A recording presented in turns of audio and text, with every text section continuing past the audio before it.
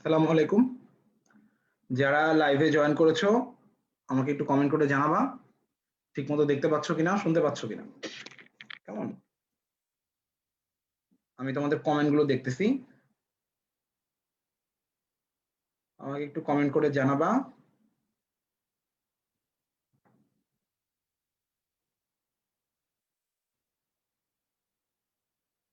ঠিকমতো দেখতে পাচ্ছ কিনা, শুনতে পাচ্ছ কিনা।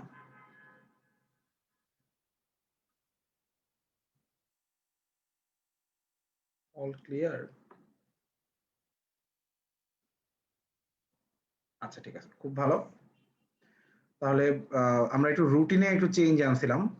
লাস্ট যে তোমার হচ্ছে 17 তারিখে যে ক্লাসটা হওয়ার কথা ছিল, 17, 20 এবং 24 এই 3টা ক্লাসের মধ্যে একটু স্লাইডিং হইছে আরকি। 17 তারিখে আমি ফ্রি ছিলাম না। তো 24 তারিখে ধ্রুব ভাইয়ার যে কেমিস্ট্রি ক্লাস রুটিনে দেওয়া ছিল, সেই ক্লাসটা ধ্রুব ভাইয়া 17 তারিখে নিয়ে নিছে। তার মানে 17 তারিখের ক্লাসটা চলে গেছে 20 তারিখে, আর 20 তারিখের ক্লাস চলে গেছে 24 তারিখে। মানে জাস্ট 3টা ক্লাস সাইক্লিক আকারে ঘুরছে। তো রিভিউতে কিন্তু কোনো পরিবর্তন আসবে না, যেহেতু ক্লাসগুলো এই রুটিনে হয়ে যাচ্ছে। আমরা আজকে স্ক্রিনটা শেয়ার করি। আমাদের আজকে টপিক হচ্ছে ফিজিক্স সেকেন্ড পেপারের চ্যাপ্টার 1, 2, 3, মোট 3টা অধ্যায়। এটা মোটামুটি কিন্তু 2.5 ঘন্টা থেকে 3.25 ঘন্টার মতো ক্লাসটা হবে, কারণ এই 3টা অধ্যায়ে অনেক বেশি ম্যাথ আছে। এবং আরেকটা ব্যাপার হচ্ছে, আমরা কিন্তু এর আগেও বলছিলাম ফিজিক্স ক্লাসে, আজকে একটু বলে দেই যে যতগুলা ছবি টাইপের ম্যাথ আছে, গ্রাফ টাইপের ম্যাথ আছে, এই ম্যাথগুলোর জন্য আমরা আলাদা একটা ক্লাস মানে মেনটেন করব। আলাদা একটা ক্লাসে আমরা ছবি টাইপের যে ম্যাথগুলা, গ্রাফ বা সার্কিট টাইপের ম্যাথগুলা, সেগুলো আমরা দেখব। তার মানে আজকের যে চ্যাপ্টারগুলা, এই চ্যাপ্টারগুলাতে যে সার্কিট বা গ্রাফের যে প্রশ্নগুলো আছে, সেগুলো তুমি টাচ করবে না বা সেগুলো এখন সলভ করার দরকার নেই। আমরা স্টার্ট করি তাপগতিবিদ্যা দিয়ে। তাপীয় ইঞ্জিনের ম্যাথ। একটি তাপীয় ইঞ্জিনের জন্য যে সূত্রগুলা লাগে, সেই সূত্রগুলা হচ্ছে আমরা একটু হোয়াইট বোর্ডে একটু লিখবো, কি কি লাগে। আশা করি সবার তাপগতিবিদ্যার সূত্রগুলা ভালো মতো মনে আছে। আমি একটু লিখে দেখাই। একটা হচ্ছে তোমার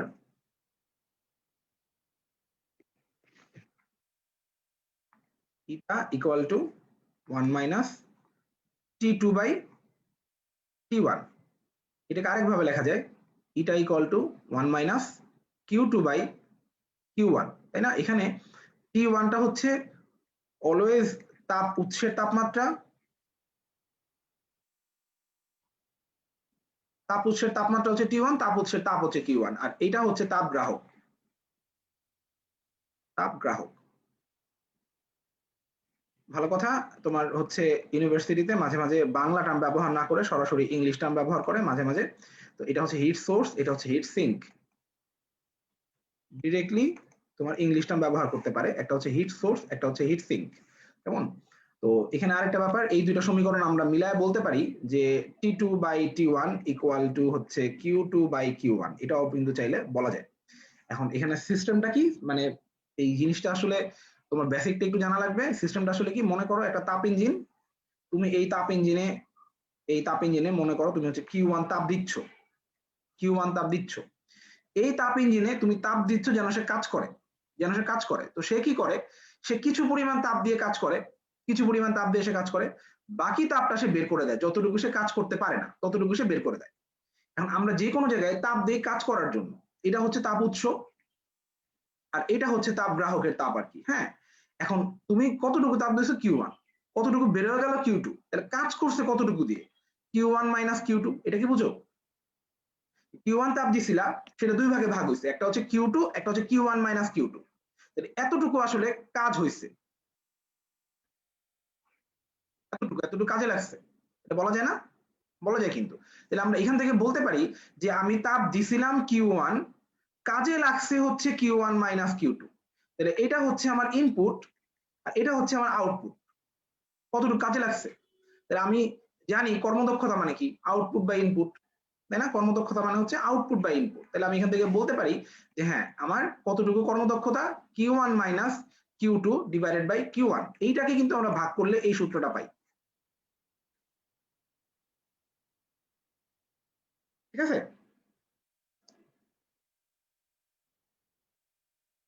কথা বোঝা যাচ্ছে? তো এই ব্যাপারগুলো হচ্ছে বেসিক আমাদের। তো আমরা এইটা থেকে একটু এই এখানে কিছু অঙ্ক করার চেষ্টা করব। নাম্বার 1, একটি তাপীয় ইঞ্জিনের কার্যকর বস্তু প্রতিবার উৎস থেকে যে পরিমাণ তাপ গ্রহণ করে কাজ সম্পন্ন করার পর তার 70% তাপ বর্জন করে। মানে কি, তাকে যে 100% তাপ দেওয়া হচ্ছে তার মধ্যে সে 70% তাপই ছেড়ে দেয়, তাহলে সে কাজে লাগাইছে কত পার্সেন্ট? অবশ্যই 30%। দেখো ওই বেসিকটা ক্লিয়ার থাকলে কিন্তু আমরা ইজিলি এটা বলতে পারি উত্তর হচ্ছে 30%, তাই না? আরেকটা জিনিস হচ্ছে একটি তাপ ইঞ্জিনের কার্যকর বস্তু এত তাপমাত্রার উৎস থেকে তাপ গ্রহণ করে, এত তাপ গ্রহণ করে আর শীতল আধারে এত তাপ বর্জন করে, ইঞ্জিনের দক্ষতা নির্ণয় করো। এইখানে তুমি খেয়াল করে দেখো, আমরা জানি দক্ষতা বের করার দুই ধরনের সূত্র আছে, একটা তাপ দিয়ে আছে, একটা তাপমাত্রা দিয়ে আছে। তুমি খেয়াল করো এখানে দুইটা তাপই কিন্তু দেয়া আছে, হিট সোর্সের তাপও দেয়া আছে, হিট সিঙ্কের তাপও দেয়া আছে, তাপ উৎসের তাপও আছে, তাপ গ্রাহকের তাপও আছে। তার মানে আমার কর্মদক্ষতা বের করার জন্য তাপমাত্রার কোনো দরকার নাই, এখানে তাপমাত্রা হচ্ছে ইররিলেভেন্ট ডাটা, দরকার নেই এই অঙ্কে। তাহলে আমরা চাইলে কিন্তু ইজিলি বলতে পারি কর্মদক্ষতা equal to 1 minus Q2 by Q1, মানে ছোট তাপ বাই বড় তাপ 630 বাই 840, এটাকে জাস্ট পার্সেন্টেজ করে দিলেই হয়ে যাবে। তাহলে এটা তুমি দেখো ইজিলি হয়ে যায়, 840 উপরে হচ্ছে তোমার বিয়োগ করলে হয় 210, তারপর তুমি দেখো 21 এর নামটা পড়ো, উপরে হবে 1 নিচে হবে 4। আর এটাকে পার্সেন্টেজ করতে গেলে আমরা কি করি, 100 দিয়ে গুণ করি। তুমি জানো যে কোনো জিনিসকে পার্সেন্টেজ করতে গেলে 100 দিয়ে গুণ করতে হয়, 100 দিয়ে গুণ করলে এটা হয় 25%। তার মানে অত বেশি কঠিন ম্যাথ না, আমরা মেডিকেলের জন্য যে স্ট্যান্ডার্ডের ম্যাথ করছি মোটামুটি তার কাছাকাছি স্ট্যান্ডার্ডের ম্যাথই এটা, তাই না? এটা গেল। এইবার 3 নাম্বার, আচ্ছা তোমরা আমাকে একটু জানাও তো, M2 যে ব্যাচ, এই ব্যাচে কিন্তু মেডিকোর রেগুলার যে গ্রুপগুলা 1D 1E 1F মোটামুটি 3টা গ্রুপ আছে এই গ্রুপের মধ্যে আর কি, কেমন? তো তাপগতিবিদ্যা ক্লাস হয়তো কারো হয়েছে কারো হয় নাই, আমাকে একটু কমেন্ট করে জানাবা তোমাদের যারা এখানে আসো তাপগতিবিদ্যা হয় নাই এমন কোন গ্রুপ কি আসো, তাপগতিবিদ্যা আমাদের এখনো হয় নাই, একটু আমাকে কমেন্ট করে জানাবো তো। সবার যদি হয়ে থাকে তাহলে অবশ্যই তোমরা অঙ্কগুলা একটু দ্রুত কুইকলি ধরতে পারবা, কারণ তানভীর ভাই তোমাদের যে ক্লাসটা করাইছে যাদের, তাদের এই অঙ্কগুলোর অনেকগুলাই ক্লাসের মধ্যে সলভ করাইছে। আচ্ছা হইছে, খুব চমৎকার, 1D হইছে। আচ্ছা তাহলে খুব ভালো, যদি কারো না হয়ে থাকে আমাকে একটু লিখো মাঝখানে, আমি একটু দেখে নিব, চেক করে নিব। দেখো পরেরটা, একটি কার্নো ইঞ্জিনের তাপ গ্রাহকের তাপমাত্রা 27, তোমাকে এটা অবশ্যই, আচ্ছা একজনের হয় নাই, তার মানে কোন একটা গ্রুপে হয় নাই। আচ্ছা আব্দুল্লাহ ওয়াকিল তুমি কোন গ্রুপের ভাইয়া জানাও তো, কোন গ্রুপের, মানে মেডিকোর কোন গ্রুপের জানাবা একটু। কোন একটি কার্নো ইঞ্জিনের তাপ গ্রাহকের তাপমাত্রা 27°C, 27, এই 27 কে আমাদের কেলভিন বানাইতে হবে, এই কোন সেলসিয়াসকে কেলভিন বানাইতে হবে। তো তুমি দেখবা যে 273 যোগ করলে আমার কেলভিন চলে আসে। তো কর্মদক্ষতা কত, 80%, উৎসের তাপমাত্রা কত, এটার জন্য ওই সেম সূত্র, এটা ইকুয়াল টু 1 মাইনাস কি T2 বাই T1। তাহলে আমার এখানে উৎসের তাপমাত্রা চাইছে মানে T1 চাইছে, তাহলে আমি কিন্তু চাইলে ইজিলি বলতে পারি যে আমার এখানে T2 বাই T1, এটার মানটা কত, 80%। 80% মানে কত তোমরা জানো তো না, যে কোনো পার্সেন্টেজকে নরমাল করতে গেলে 100 দিয়ে ভাগ দিতে হয়, তাহলে 80% মানে যা, 80 বাই 100 মানে তাই, তার মানে 0.8 মানে তাই, ঠিক না বলো? তাহলে আমি এই 80% যেটা বসাবো সেটা আমি পরের লাইনে এই পাশে এনে 0.8 এভাবে লিখতে পারি, পারি না? তারপরে আমি করতে পারি যে হ্যাঁ T1 সমান সমান হচ্ছে T2 মানে 300 ডিভাইডেড বাই 0.2, এটা হচ্ছে আমার ফাইনাল লাইন। ও ক্লাস বাকি নাই, আচ্ছা ঠিক আছে, খুব চমৎকার, খুবই সুন্দর। তাহলে সবারই যেহেতু ক্লাসটা হয়েছে তাহলে তোমাদের ধরতে অনেক ইজি হবে। আচ্ছা তাহলে যারা যারা অঙ্কগুলো আগে পারবা কমেন্ট করে আমাকে আগে উত্তরগুলা ক্যালকুলেশন করে বলবা, কেমন? তাহলে তোমার নিজের প্র্যাকটিস হয়ে যাবে।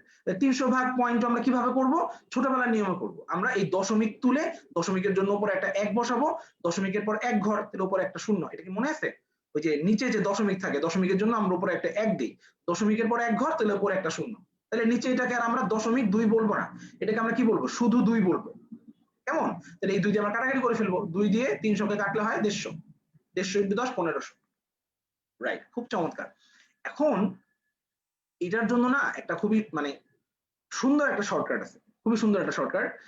আমি যেটা তোমাকে এখন যেটা দেখাইলাম এটা সিকিউর জন্য দেখাইলাম, কেমন? আমি তোমাকে সিকিউর জন্য দেখাইছি, আমি একটু তোমাকে এটা এমসিকিউর জন্য একটু আমি তোমাকে এটা একটু বলি কিভাবে চিন্তা করতে হয়। শোনো, দেখো যখনই তোমাকে কোনো টেম্পারেচার দিবে তখন তোমাকে এখান থেকে আগে কেলভিন বানায় নিতে হবে, সোজা কথা, এটা প্রথম কথা।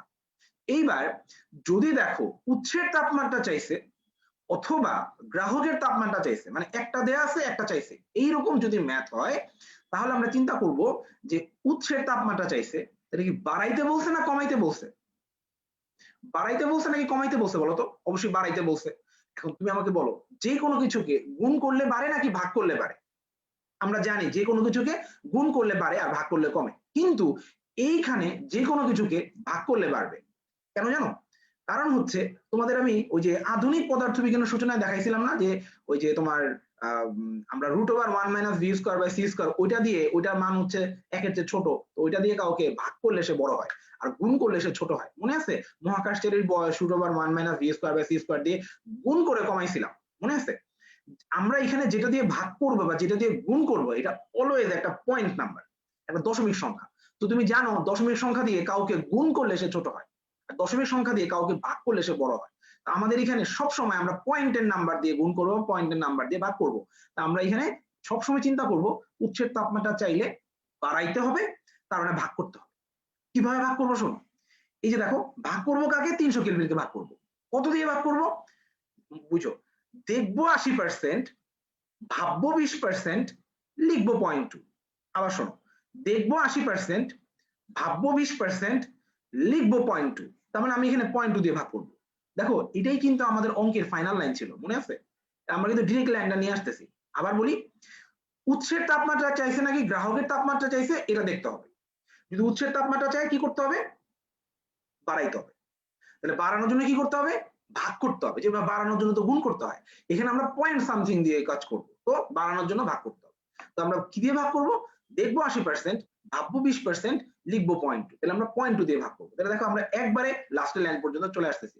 আমি তোমাকে একটা এক্সাম্পল নিজে দেই, একটা এক্সাম্পল দেই, দেখি তুমি পারো কিনা। আমি একটু দেখি এটা কি হোম প্র্যাকটিসের মধ্যে এরকম কোনো অঙ্ক রাখছি কিনা। দাঁড়াও, তাহলে তোমাদের হোম প্র্যাকটিস থেকে এই প্র্যাকটিস হয়ে যাবে। একটু দেখি যে হোম প্র্যাকটিসের মধ্যে কিছু রাখছি কিনা।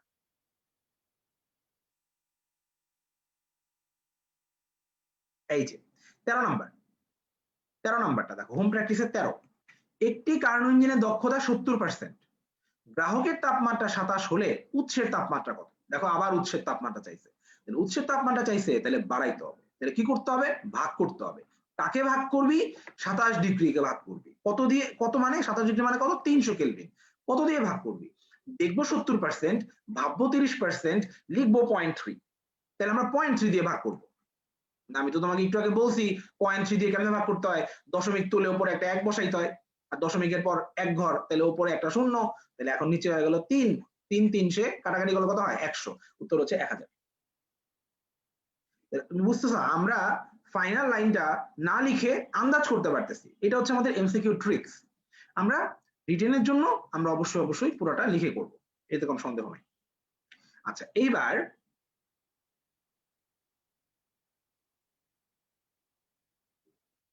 তোমাদের যে হ্যান্ড নোটটা, এটা আমি তো আগেই প্রিপেয়ার করে রাখছি। আমি একটু তোমাকে হ্যান্ড নোটটা একটু দেখাবো। আজকের যে হ্যান্ড নোট যেটা, এর পরের যে অঙ্কটা একটু দেখো তো, পরের যে অঙ্কটা 4 নাম্বার, একটি কার্নো ইঞ্জিনের যখন 27 ডিগ্রি তাপমাত্রায় তাপ গ্রাহকে থাকে তখনের কর্মদক্ষতা 50%, একে 60% দক্ষ করতে হলে এর উৎসের তাপমাত্রা কত বাড়াতে হবে। এটা কিন্তু একটা খুবই লেন্দি ম্যাথ। আমি জানি না তোমাকে এটা তানভীর ভাই করাইছে কিনা, কারণ এত বড় ম্যাথ ডিরেক্টলি হয়তো মেডিকেলের জন্য একটু কম ইম্পর্টেন্ট, হয়তো করাইছে অথবা করাই নাই, আই এম নট শিওর। কিন্তু এটা ভার্সিটির জন্য অবশ্যই খুব ইম্পর্টেন্ট। এই অঙ্কটা বইয়ে ডিরেক্টলি করে দেওয়া আছে। এই অঙ্কটার সিকিউ পার্টটা কত বড় আমি তোমাকে একটু দেখাই।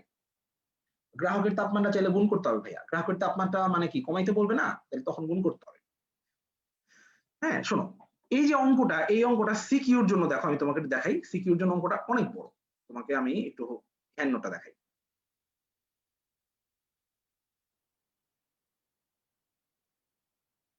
এই যে দেখো, এটা হচ্ছে সিকিউর জন্য সলভের প্রসেস, কেমন? এবং এটা কিন্তু কোনো শর্টকাট অ্যাপ্লাই করা হয়নি, একদম বই যেভাবে করা আছে ঠিক ওইভাবে সুন্দর করে করে দেওয়া হয়েছে। এটা করাইছে না? আচ্ছা, হয়তো করাইছে বা করাই নাই, কোনো গ্রুপে করাইছে কোনো গ্রুপে করাই নাই, কারণ এটা একটু লেস ইম্পর্টেন্ট। তো আমরা তো আজকে পেয়ে যাচ্ছি, সিকিউতে কেমনে করতে হবে লিখে দিছে এখানে। আমরা এটা এমসিকিউ তো যদি আসে তাহলে আমরা কিভাবে করব। তার মানে এখন আমরা যেই ট্রিক্সটা দেখবো, এই ট্রিক্সটা মেডিকেলের জন্য কিন্তু ইম্পর্টেন্ট। শোনো, এইখানে প্রথম কথা, এটা যে আমাদের ট্রিক্সের মধ্যে যাবে আমরা বুঝবো কেমনে। এই যে দেখো উৎসের তাপমাত্রা বলছে, উৎসের তাপমাত্রা, তার মানে অবশ্যই কিছু না কিছুতে ভাগ করে বাড়াইতে হবে। তুমি খেয়াল করো এখানে কিন্তু কর্মদক্ষতা একটা না দুইটা, কর্মদক্ষতা দুইটা। তুমি কি জানো কোন এক জায়গায় দুইটা কর্মদক্ষতা থাকলে ফাইনাল কর্মদক্ষতা হয় আদি কর্মদক্ষতাগুলোর গুণফল। এটা কি জানো? শোনো, কোন একটা জায়গায় আমি করাই দিচ্ছি এখন, কোন একটা জায়গায় কর্মদক্ষতা যদি মানে একাধিক থাকে তখন ফাইনাল কর্মদক্ষতা বের করতে হয় সবগুলো কর্মদক্ষতাকে গুণ করে। যেমন কোন এক জায়গায় যদি অনেকগুলা বিবর্ধন থাকে, অনেকগুলা ম্যাগনিফিকেশন থাকে, তাহলে ফাইনাল ম্যাগনিফিকেশন বের হয় সবগুলা ম্যাগনিফিকেশনকে গুণ করে। তোমাদের এটা আমি 6 নম্বর অধ্যায়ে দেখাইছিলাম না? অনেকগুলো কর্মদক্ষতা থাকলে অনেকগুলো ম্যাগনিফিকেশন থাকলে গুণ করতে হয়। তো এটা মাথায় রাখো এখানে। এখন তুমি চিন্তা করো আমি উৎসের তাপমাত্রা চাইছি, তার মানে কি আমি এখানে ভাগ করব, বাড়াবো এটাকে। কাকে ভাগ করব, কাকে বাড়াবো? 27 ডিগ্রিকে বাড়াবো। কতকে বাড়াবো? 27 ডিগ্রি। 27 ডিগ্রি মানে কত বলো তো? 300 কেলভিন। তাহলে আমি 300 কেলভিনকে কিছু না কিছু দিয়ে ভাগ করব, রাইট? তুমি তো জানো আমরা এইখানে ভাগের সময় একটা কাহিনী করি। আমরা দেখি 60%, ভাবি 40%, লিখি 0.4। এটা তো বুঝো, একটু আগে পড়াইছি। দেখি 60%, ভাবি 40%, লিখি 0.4। তাহলে আমরা এখানে 0.4 দিয়ে ভাগ করব। কিন্তু আবার দেখি 50%, এটা ভাববো 50%। কারণ কি 50 তো ভাববো কত 50, তাহলে থাকে কত 0.5, তাহলে এখানে দিলাম 0.5 দিব। দুইটা গুণ দিছি কেন বুঝছো? ওই যে বললাম একাধিক কর্মদক্ষতার পার্ট থাকলে ওগুলাকে গুণ করতে হয়। এখন অঙ্ক এখানেই শেষ হইতে পারতো, কিন্তু দেখো অঙ্কে বলছে উৎসের তাপমাত্রা কত বাড়াতে হবে। তার মানে কি উৎসের তাপমাত্রার পার্থক্য চাইছে। তার মানে কি উৎসের তাপমাত্রার পার্থক্য চাইছে। তাহলে আমিও কি করব জানো? আমিও কর্মদক্ষতার পার্থক্য দিয়ে গুণ করে দিব। কর্মদক্ষতা একটু আগে বের করছি না 0.5 আর 0.4, কর্মদক্ষতা যে কম্পোনেন্ট 0.5 আর 0.4 বের করছি। এই 0.5 থেকে 0.4 বিয়োগ করে পার্থক্য বের করব, সেটা গুণ করে দিব, তাহলে আমার উত্তর বের হয়ে যাবে। লাস্টেটা কেন বললাম বুঝছো তো? উৎসের তাপমাত্রা জানতে চাই না, কিন্তু বলছে উৎসের তাপমাত্রা কত বাড়াইতে হবে। তো কত বাড়াইতে হবে কেমনে বুঝবো? অবশ্যই পার্থক্য লাগবে। তাইলে আমি কি করব? আমি পার্থক্য দিয়ে সুন্দর করে উপরে গুণ করে দিব। তাহলে আসো আমরা এটা ক্যালকুলেট করি। উপরে কত হয়? 0.1 হয় না বলো? তাহলে আমি এই ক্যালকুলেশনটা এখানে একটু করি। 300 উপরে 0.1 কেমন? নিচে 0.4 ইনটু 0.5, ঠিক না? তাহলে একটা করে দশমিক তো আমি এমনি তুলে দিতে পারি, এমনি নাই, তাই না? আরেকটা দশমিক তুলে আমি উপরে একটা 1 শূন্য বসাই দিলাম। বোঝা যাচ্ছে না? তাহলে এই দেখো, এই যে আমি ভাগ করি, দেখো 5 × 300 কেমন, আর 4 15 60, তাহলে আমার থাকে 15 আর 10 মানে গুণ করলে 150। তুমি দেখো ক্যালকুলেশনটা কত ইজি। এই অঙ্কটা তার মানে যদি কোনো অবজেক্টিভ বেসড অ্যাডমিশন টেস্টে আসে আমরা সেখানে এটা করতে পারবো। একাধিক কর্মদক্ষতা দিয়ে যদি উৎসের তাপমাত্রা কত বাড়াইতে হবে বা গ্রাহকের তাপমাত্রা কত বাড়াইতে হবে জিজ্ঞেস করে, আমরা চাইলে ইজিলি ম্যাথটা করতে পারবো। একজন জিজ্ঞেস করছিল মাঝখানে যে ভাই গ্রাহকের তাপমাত্রা চাইলে কি করবো, আমি সবার জন্য একটু বলে দেই। গ্রাহকের তাপমাত্রা চাওয়া মানে কি, তোমাকে কমাইতে বলতেছে তখন তুমি গুণ করে দিবা দাগের জায়গায় বা এইসব কিছু। এবং এই শর্টকাটটা কখন অ্যাপ্লাই করা যাবে? গ্রাহকের তাপমাত্রা দিয়ে যদি উৎসের তাপমাত্রা বের করতে বলে, অথবা উৎসের তাপমাত্রা দিয়ে যদি গ্রাহকের তাপমাত্রা বের করতে বলে, তাহলে এটা অ্যাপ্লাই করা যাবে। সিকিউ কেমনে করব আমি প্রথম দুইটার জন্য দেখাই দিছি। 3 নাম্বারটার জন্য তো আমি তো সুন্দর করে তোমাকে করেই দিলাম। 4 নাম্বারটা আমি তোমাকে হ্যান্ড নোটের মধ্যে একদম টোটালটা লিখে দিছি, যেটা তোমার বইয়ের মধ্যেও আছে। তো তুমি সিকিউ পার্টের জন্য রেডি হতে পারবা। আশা করি এই পর্যন্ত কারো কোনো প্রবলেম নাই। এবার আমরা প্র্যাকটিস করব, একটু প্র্যাকটিস। 127 ডিগ্রি এবং 27 ডিগ্রির মধ্যে কর্মরত ইঞ্জিনের কর্মদক্ষতা কত? যারা যারা আগে করতে পারবা, হ্যাঁ, এত ম্যাথ করে মনে রাখতে গেলে তো ভাইয়া মেডিকেলে মিস হয়ে যাবে। অ্যাকচুয়ালি ব্যাপারটা এরকম না। তুমি দেখো, তুমি যখন বড় কোনো এক্সাম দিতে যাও, ধরো তোমার এসএসসি পরীক্ষা যখন দিছো, কোনো একটা অঙ্ক পরীক্ষা মনে করো বা ফিজিক্স পরীক্ষা, তুমি বের হয়ে বললা, এক্সাম দিয়ে বের হয়ে বললা আজকে পরীক্ষা খুব ভালো হয়েছে। কেন? কারণ আমার অনেক কমন পড়ছে। আমার অনেক কমন পড়ছে। কমন পড়ছে মানে কি তুমি বাসায় এগুলো আগেই করে আসছো, বারবার করে করছো, সেই অঙ্ক থেকেই আসছে, তো তোমার কমন পড়ছে, পরীক্ষা ভালো হয়েছে। তার মানে দাঁড়ালো যেটা আমরা অনেক প্র্যাকটিস করে এক্সাম হলে যাই, যাতে আমাদের মনে থাকে, যাতে আমরা না ভুলি। তেমন আমার অনেক কিছু আছে যেটা তুমি ক্লাস 6 7 8 এ পড়ে আসছো, তুমি এখনো ভুলো নাই। একটা খুবই কমন টপিক যেগুলো তুমি এখনো ভুলো নাই। তো এইরকম টাইপ এক্সাম্পল কিন্তু কম নাই, অনেক আছে আমাদের আশেপাশে। বিভিন্ন ধরনের কবিতা আছে, গল্প আছে, বিভিন্ন গল্পের কাহিনী আছে যেটা আমরা এখনো ভুলি না, কারণ আমরা বারবার প্র্যাকটিস করি। তো এই অঙ্কের এই সূত্রগুলো তো তোমার হচ্ছে বারবার প্র্যাকটিসের ব্যাপার। তো ভয় পাবা না, কেমন? ভয় পাবা না। এবং মেইন পরীক্ষার আগে অঙ্ক নিয়ে প্যারা নিবা না। আমরা যা প্যারা নেয়ার এখনই নিয়ে নিব। মেডিকেল ভর্তি পরীক্ষার 1 মাস আগে থেকে অঙ্কের চিন্তা ভাবনা কিভাবে করতে হবে, কতটুকু লিমিটের মধ্যে রাখলে থিওরি পড়া নষ্ট হবে না, এটা তো জনি ভাই তোমাদের বলে দিবেই। তো এটা একদম ভয় পাওয়ার কিছু নাই, কেমন? ঠিক আছে? ফজরের নামাজের সময় চিন্তা করলে চলবে না মাগরিবের নামাজের সময় ওযু থাকবে কিনা। আগে ফজরের নামাজটা পড়ো, তারপরে তো আগে আমরা প্র্যাকটিস সেশনে প্র্যাকটিসটা ভালো করে করি। 1 নাম্বার 127 ডিগ্রি এবং 27 ডিগ্রির মধ্যে কর্মরত ইঞ্জিনের কর্মদক্ষতা আমরা যে তাপমাত্রা আছে সরাসরি বসাই দিই 1 মাইনাস উপরে হবে 300 নিচে হবে 400 বুঝছো তো কেমনে 273 করে করে যোগ করছি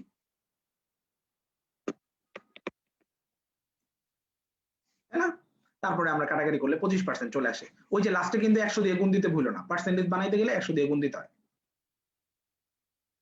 অ্যানসার দেখে সবাই বলতেছে তুমি নিজে করে বলো নিজে সৎ থাকো অনেক মুন্সি অ্যান্সার দেখে বলুক সমস্যা কি ওই তো ভালো ওরা তাহলে ডুবে যাচ্ছে নদীতে তোমার জন্য ভালো কম্পিটিটর কমলো তুমি আরো বলবা যে সবাই অ্যান্সার দেখে বলো আমার জন্য ভালো এটা তুমি মনে মনে বলবা কেমন আচ্ছা এবার একটি কার্নো ইঞ্জিনের দক্ষতা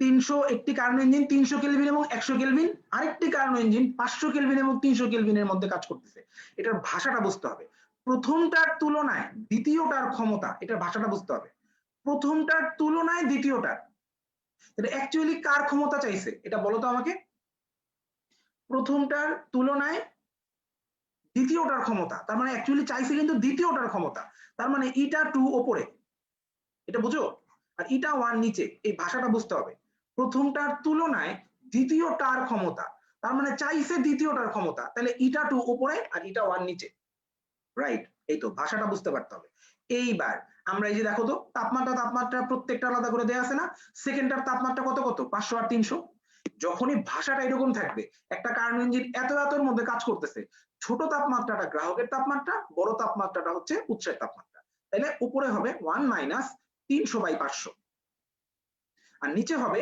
1 মাইনাস 100 বাই 300 এই লাইনটা কি বুঝছো এটা ক্যালকুলেট করলেই হয়ে যাবে তাহলে আসো আমরা একটু শর্ট ক্যালকুলেশন করে ফেলি উপরে হবে কাটাকাটি করলে 3 বাই 5 তাহলে উপরে হবে 2 বাই 5 আসলে বিয়োগ করলে তাই না উপরে হবে 2 বাই 5 আর নিচে হবে তোমার 2 বাই 3 হ্যাঁ নিচে কাটাকাটি করলে 1 আর 3 থাকে 1 বাই 3 তো বিয়োগ করলে হবে 2 বাই 3 তাহলে এইটা আমি কাটাকাটি করি তাহলে হবে 3 বাই 5 3 বাই 5 মানে 0.6 5 6 30 না যেহেতু উত্তরগুলা পার্সেন্টেজে আছে তো বুঝতে হবে লাস্টে আমার 100 দিয়ে গুণ করতে হবে খেয়াল করে দেখো যে কোনো জায়গায় পার্সেন্টেজ বলতে গেলে আমরা 100 দিয়ে গুণ করে তারপর পার্সেন্টেজ বলি উত্তর হচ্ছে 60% হ্যাঁ আরেকবার বলেন প্রথমটার তুলনায় দ্বিতীয়টার ক্ষমতা এটা ভাষাটা বুঝতে হবে কার ক্ষমতা 2 নাম্বারটার ক্ষমতা তার মানে দ্বিতীয়টাকে উপরে রাখতে বলছে কেমন যেমন ধরো এ এর সাপেক্ষে বি এর মান এ এর সাপেক্ষে বি এর মান তাহলে বি এর মান থাকবে উপরে এ এর মান থাকবে নিচে কেমন আচ্ছা এটা গেল এইবার এনট্রপির ম্যাথের জন্য আগে সূত্রগুলো দেখো তারপরে বলে দিচ্ছি কোনটা লাগবে কোনটা লাগবে না বা কতটুকু লাগবে দেখো এনট্রপির সূত্র আছে 3 ধরনের এনট্রপির সূত্র 3 ধরনের আছে এনট্রপির ব্যাপারটা একটু ব্যাখ্যা করে বলা দরকার এটা তোমাদের অবশ্যই তানভীর ভাই অনেক ভালো করে পড়াইছে মনে করো আমরা কি বলি মহাবিশ্বের মোট ভর এবং শক্তি অপরিবর্তনীয় মোট ভর প্লাস শক্তি কনস্ট্যান্ট মহাবিশ্বের বাড়ে না কমে না কেমন তো যেমন ধরো ভর প্লাস শক্তি কেন বললাম কারণ আইনস্টাইনের সমীকরণ থেকে আমরা জানি ভর যে কোনো সময় এনার্জিতে কনভার্ট হতে পারে তার মানে শক্তির মান বাড়তে পারে কমতে পারে কিন্তু ভর প্লাস শক্তির মান অলওয়েজ ফিক্স থাকবে এটা আবার কখনো চেঞ্জ হবে না এটা হচ্ছে আমাদের এখনকার কথা ছোটবেলায় আমরা শিখতাম মহাবিশ্বের মোট শক্তি অপরিবর্তনীয় এখন আমরা শিখবো মহাবিশ্বের মোট ভর প্লাস শক্তি অপরিবর্তনীয় এখন তুমি চিন্তা করো যে মহাবিশ্বের মোট শক্তি যে কনস্ট্যান্ট তাই বলে কিন্তু শক্তি আমাদের জন্য সবসময় ইউজেবল হবে এটা জরুরি না একটা শক্তি আমার জন্য তখনই কাজে লাগবে যখন সেটা ইউজেবল হবে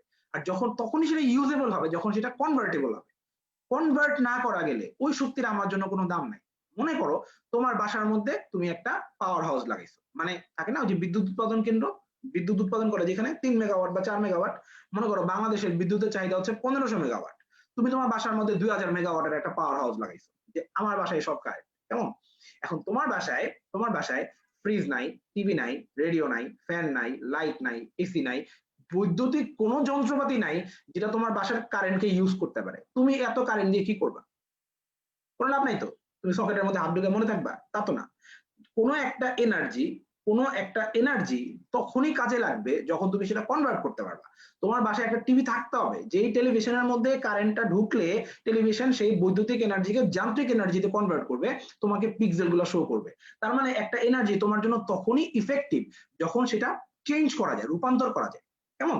এখন আমরা যখন কোনো কিছুকে তাপ দেই, মনে করো আমরা গাছ বড় করলাম, গাছ বড় করে গাছ থেকে আমরা কাঠ কাটলাম, কাঠ থেকে লাকড়ি বানাইলাম, লাকড়ি থেকে আমাদের গ্রামে যারা রান্না করে তারা মনে করো মাটির চুলার মধ্যে লাকড়ি দিয়ে ভাত রান্না করলো। এই যে লাকড়ি দিয়ে ভাত রান্না করলো, এই লাকড়ি মানে এই যে তোমার কাঠগুলা, এই কাঠখণ্ডের মধ্যে যে জৈব শক্তি যেটা আছে বা রাসায়নিক শক্তি যেটা আছে, যে শক্তিটা এতদিন গাছ সঞ্চয় করছে, সেই শক্তিটা যখন আমি ওই যে ভাত পোড়াইতে ব্যবহার করতেছি, ভাতের মধ্যে কিছু এনার্জি ঢুকতেছে, বাকি এনার্জি কিন্তু তাপ হয়ে বাতাসে ছড়ায় পড়তেছে। ওই তাপকে কিন্তু আর ব্যাক করায় গাছের মধ্যে ঢুকানোর সুযোগ নাই। তার মানে ওই যে তাপটা এখানে বাইরে বের হয়ে যাচ্ছে, ওই তাপটা কিন্তু আমার জন্য থেকেও নাই, আমার জন্য থেকেও নাই। আমরা যেমন রেজাল্ট খারাপ করলে আমাদের বাপ মায়েরা বলে না যে তুই তো আমার ছেলেই না বা তুই তো আমার মেয়েই না, সাথে সাথে দাম করে বলে দেয়, গালিগালাজ করে আর কি। যদিও এটা মিন করে না, বাট বলে কিন্তু এরকম। ওই ওই এনার্জি হচ্ছে আমাদের জন্য সেরকম এনার্জি দুনিয়াতে আছে, বাট আমাদের জন্য কোনো কাজে লাগবে না। এই এনার্জি কে আমরা বলতে পারি রূপান্তরের অসম্ভব এনার্জি। আমরা এই এনার্জিকে বলতে পারি রূপান্তরের অসম্ভব এনার্জি। দিনকে দিন কি এরকম এনার্জি বাড়বে না যে এনার্জিকে আমরা আর কনভার্ট করতে পারবো না? তাহলে এক সময় সব এনার্জি কনভার্ট হয়ে ধীরে ধীরে ধীরে ধীরে এই রূপান্তরের অসম্ভব এনার্জিতে চলে যাবে। তাহলে আমরা এই প্রসেসটা এই যে হচ্ছে, এটাকে মাপার যে সিস্টেম সেটাকে আমরা বলি এন্ট্রপি। একটা জায়গার এন্ট্রপি যত বেশি তার রূপান্তরের অসম্ভব এনার্জি তত বেশি। এন্ট্রপি মানে হচ্ছে রূপান্তরের অসম্ভবতা।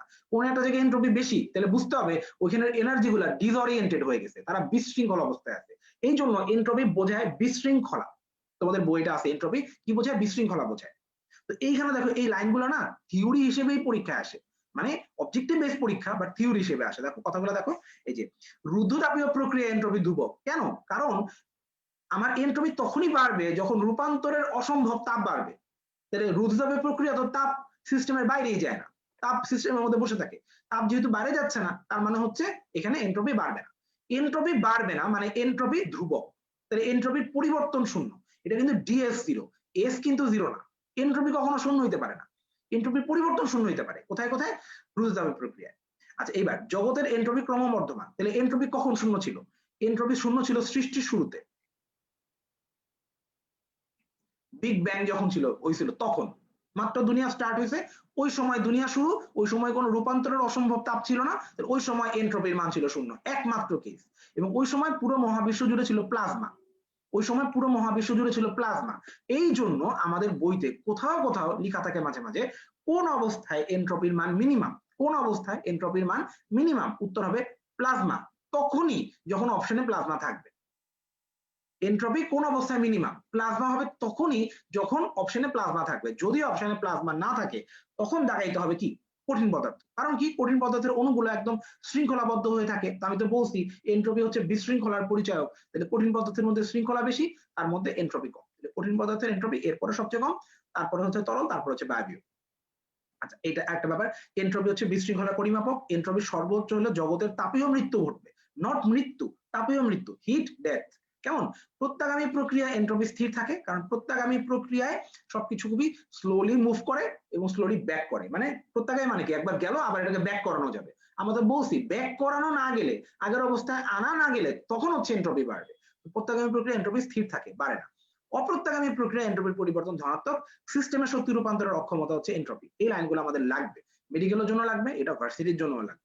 তোমাকে আমি একটু পরে দেখাবো যে প্রশ্ন কি কি আসছে এখান থেকে। আর আরেকটা জিনিস তোমাদের এটা আমি এভাবে পড়াইছে, আমি ওখান থেকে তুলে নিয়ে আসছি। সমস্ত প্রক্রিয়া কি কি স্থির থাকে?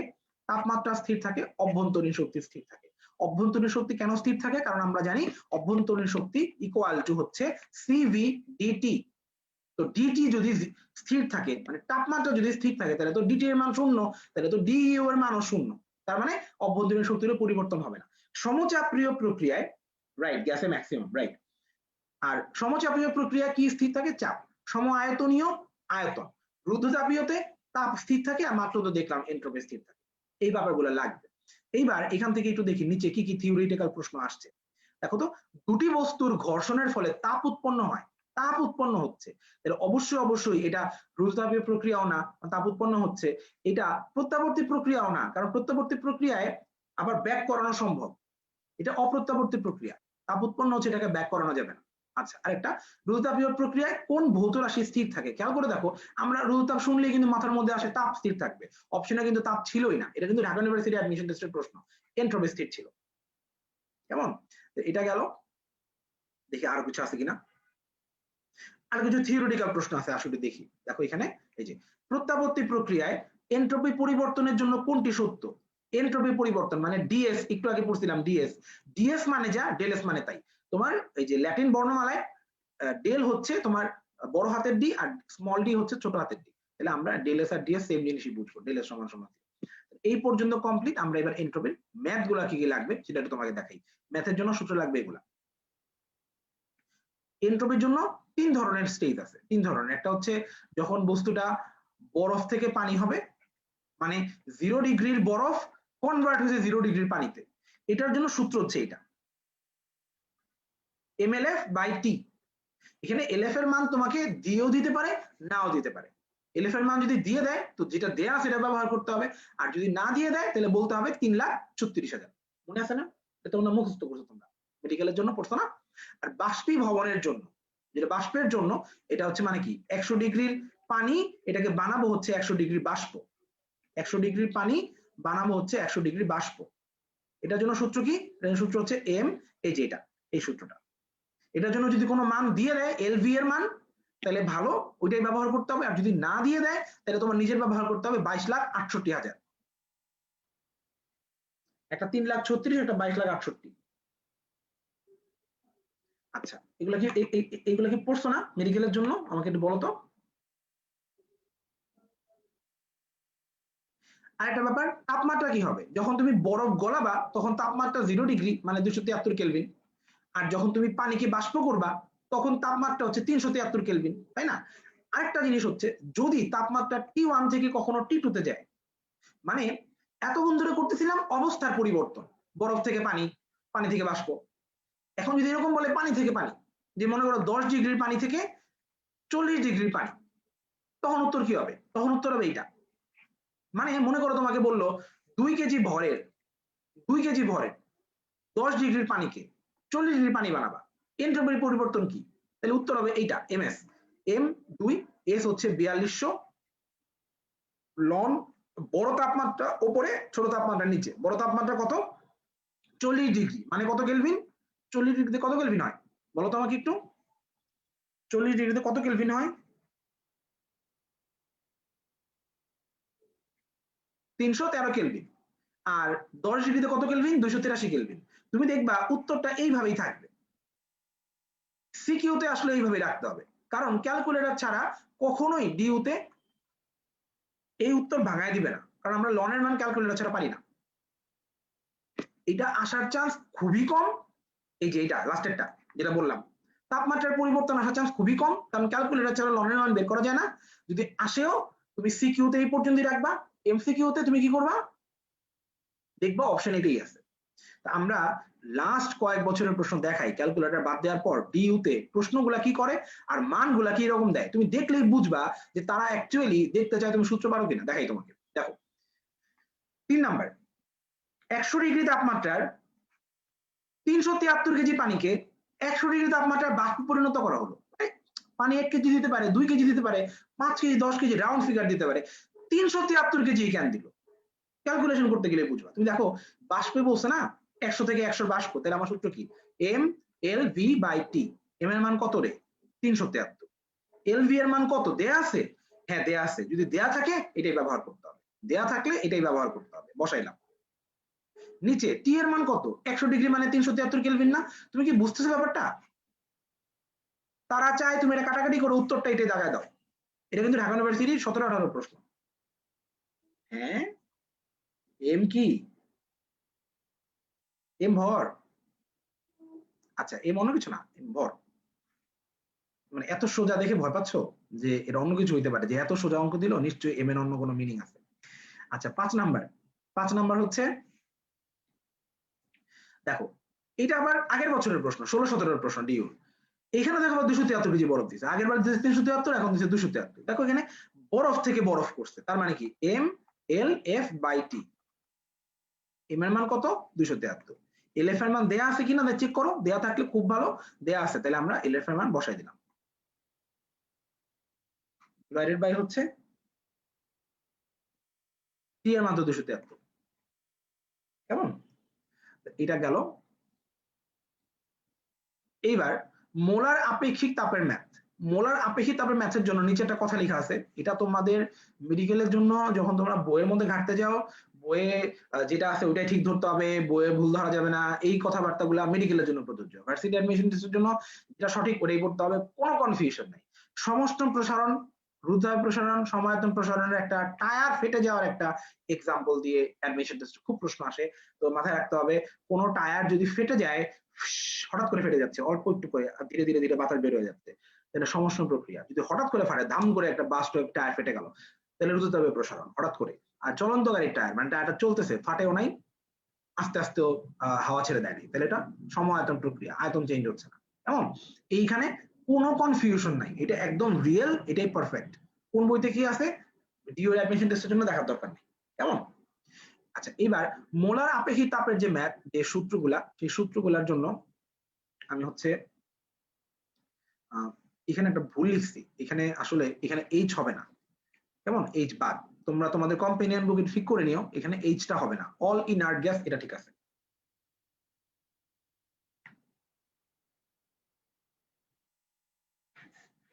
কি নাম একটা বলবো না আরেকবার, এটা খুবই সোজা, তুমি আরেকবার করো, পারবা। এমএলভি বাই টি, সবগুলা মান বসাও, এমএলভি বাই টি মান বসালেই হবে। বুঝছো তো সবাই? এক পারমাণবিক গ্যাসের কিন্তু উদাহরণের মধ্যে হাইড্রোজেন আসবে না, হাইড্রোজেন পরেরটাই। আচ্ছা শোনো, এইটার জন্য আমি কি বলতে চাচ্ছি একটু বলি তোমাকে, সেটা হচ্ছে যে আমাদের এক পারমাণবিক, দুই পারমাণবিক আর বহু পারমাণবিকের জন্য তিনটা গামার মান দেওয়া আছে, প্রত্যেকটা গামার মানের একটা একটা করে ভগ্নাংশের মান আছে। এই ভগ্নাংশের মানগুলা অবশ্যই জানা থাকা লাগবে। অ্যাডমিশন টেস্টে নর্মাল যে পয়েন্টের ভ্যালুগুলা সেগুলো না দিয়ে তারা ভগ্নাংশের ভ্যালুগুলো দিয়ে দেয়, তবে অপশনে তুমি ভগ্নাংশের ভ্যালু দেখলে ভাগ করে ঠিকই তুমি দশমিকের ভ্যালুগুলা চেক করতে পারবা, যে 5/3 মানে 1.67। তোমার ক্যালকুলেশন, মেজাজটা গরম লাগে না? ক্যালকুলেশন মিলে না। ক্যালকুলেশন কেন মিলবে না? একজন জিজ্ঞেস করে এম মানে কি, আরেকজন জিজ্ঞেস করে ক্যালকুলেশন মিলে না। এটার জন্য সূত্র হচ্ছে এম এল ভি বাই টি। এইখানে এম এর মান 373 কেজি, এল ভি এর মান 2.26 10⁶, টি এর মান হচ্ছে 100 ডিগ্রি সেলসিয়াস। 100 ডিগ্রি কেলভিন বানাইতে হবে, 100 ডিগ্রিকে কেলভিন বানানোর জন্য প্রসেস হচ্ছে 100 প্লাস 273। কেন? কারণ যে কোনো ডিগ্রিকে কেলভিন বানাইতে হলে 273 যোগ করতে হয়। কই পড়ছি? তাপমাত্রা চ্যাপ্টারে পড়ছি। তারপর 100 প্লাস 273 আসে, আমরা যোগ করি, 273 যোগ 100, 3 আর 0 যোগ করলে হয় 3, 7 আর 0 যোগ করলে হয় 7, 1 আর 2 যোগ করলে হয় 3, তাহলে নিচে হলো 373। বোঝা যাচ্ছে? এবার 373 এর নামটা পড়বো আমরা, 373 কে 373 দিয়ে কাটলে 1 হয়, কিভাবে? এই যে এইভাবে 373 ভাগ 373 কাটাকাটি করলে কত হয়? এখানে কাটাকাটি করলে এখানে 1 হয়, তাহলে 1 এবং 2.26 10⁶ গুণ দিলে তার কোনো চেঞ্জ হবে না, যা আছে তাই থাকবে। এই ক্যালকুলেশন তুমি কেন পারো না আমাকে বোঝাও।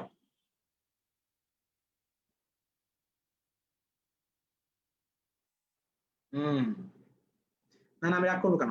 আমার কোনো রাগ নাই, রাগ তো তোমার উপর করবে বাকি 174 জন যারা তোমার সাথে ক্লাস করতেছে। আমি রাগ করবো? আমার তো রাগের কিছু নাই।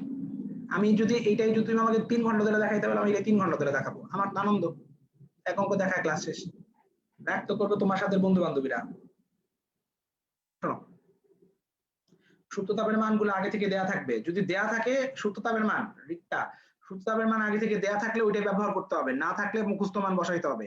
এলএফ এর মান 3,36,000, এলবি এর মান 22,68,000, বলে দিছি একটু আগে ক্লাসের মধ্যে। হ্যাঁ শোনো, মোলার আপেক্ষিক তাপ যেটা বলতেছিলাম সেটা হচ্ছে যে তোমার এখানে গামার তিনটা মান আছে, এই মানগুলা দশমিকে মনে রাখতে হবে, ভগ্নাংশ মনে রাখতে হবে, এবং এই মানগুলো তুমি যদি মনে রাখো তাহলে তুমি সিপিসিভি এর যে মানগুলো এগুলো ইজিলি ক্যালকুলেট করতে পারবা, খুবই ইজিলি। কিভাবে ক্যালকুলেট করার নিয়মটা আমি একটু হোয়াইট বোর্ডে লিখে দেখাই। হোয়াইট বোর্ডে এক পারমাণবিকের জন্য, এক পারমাণবিকের জন্য গামার মান হচ্ছে কত? 1.67।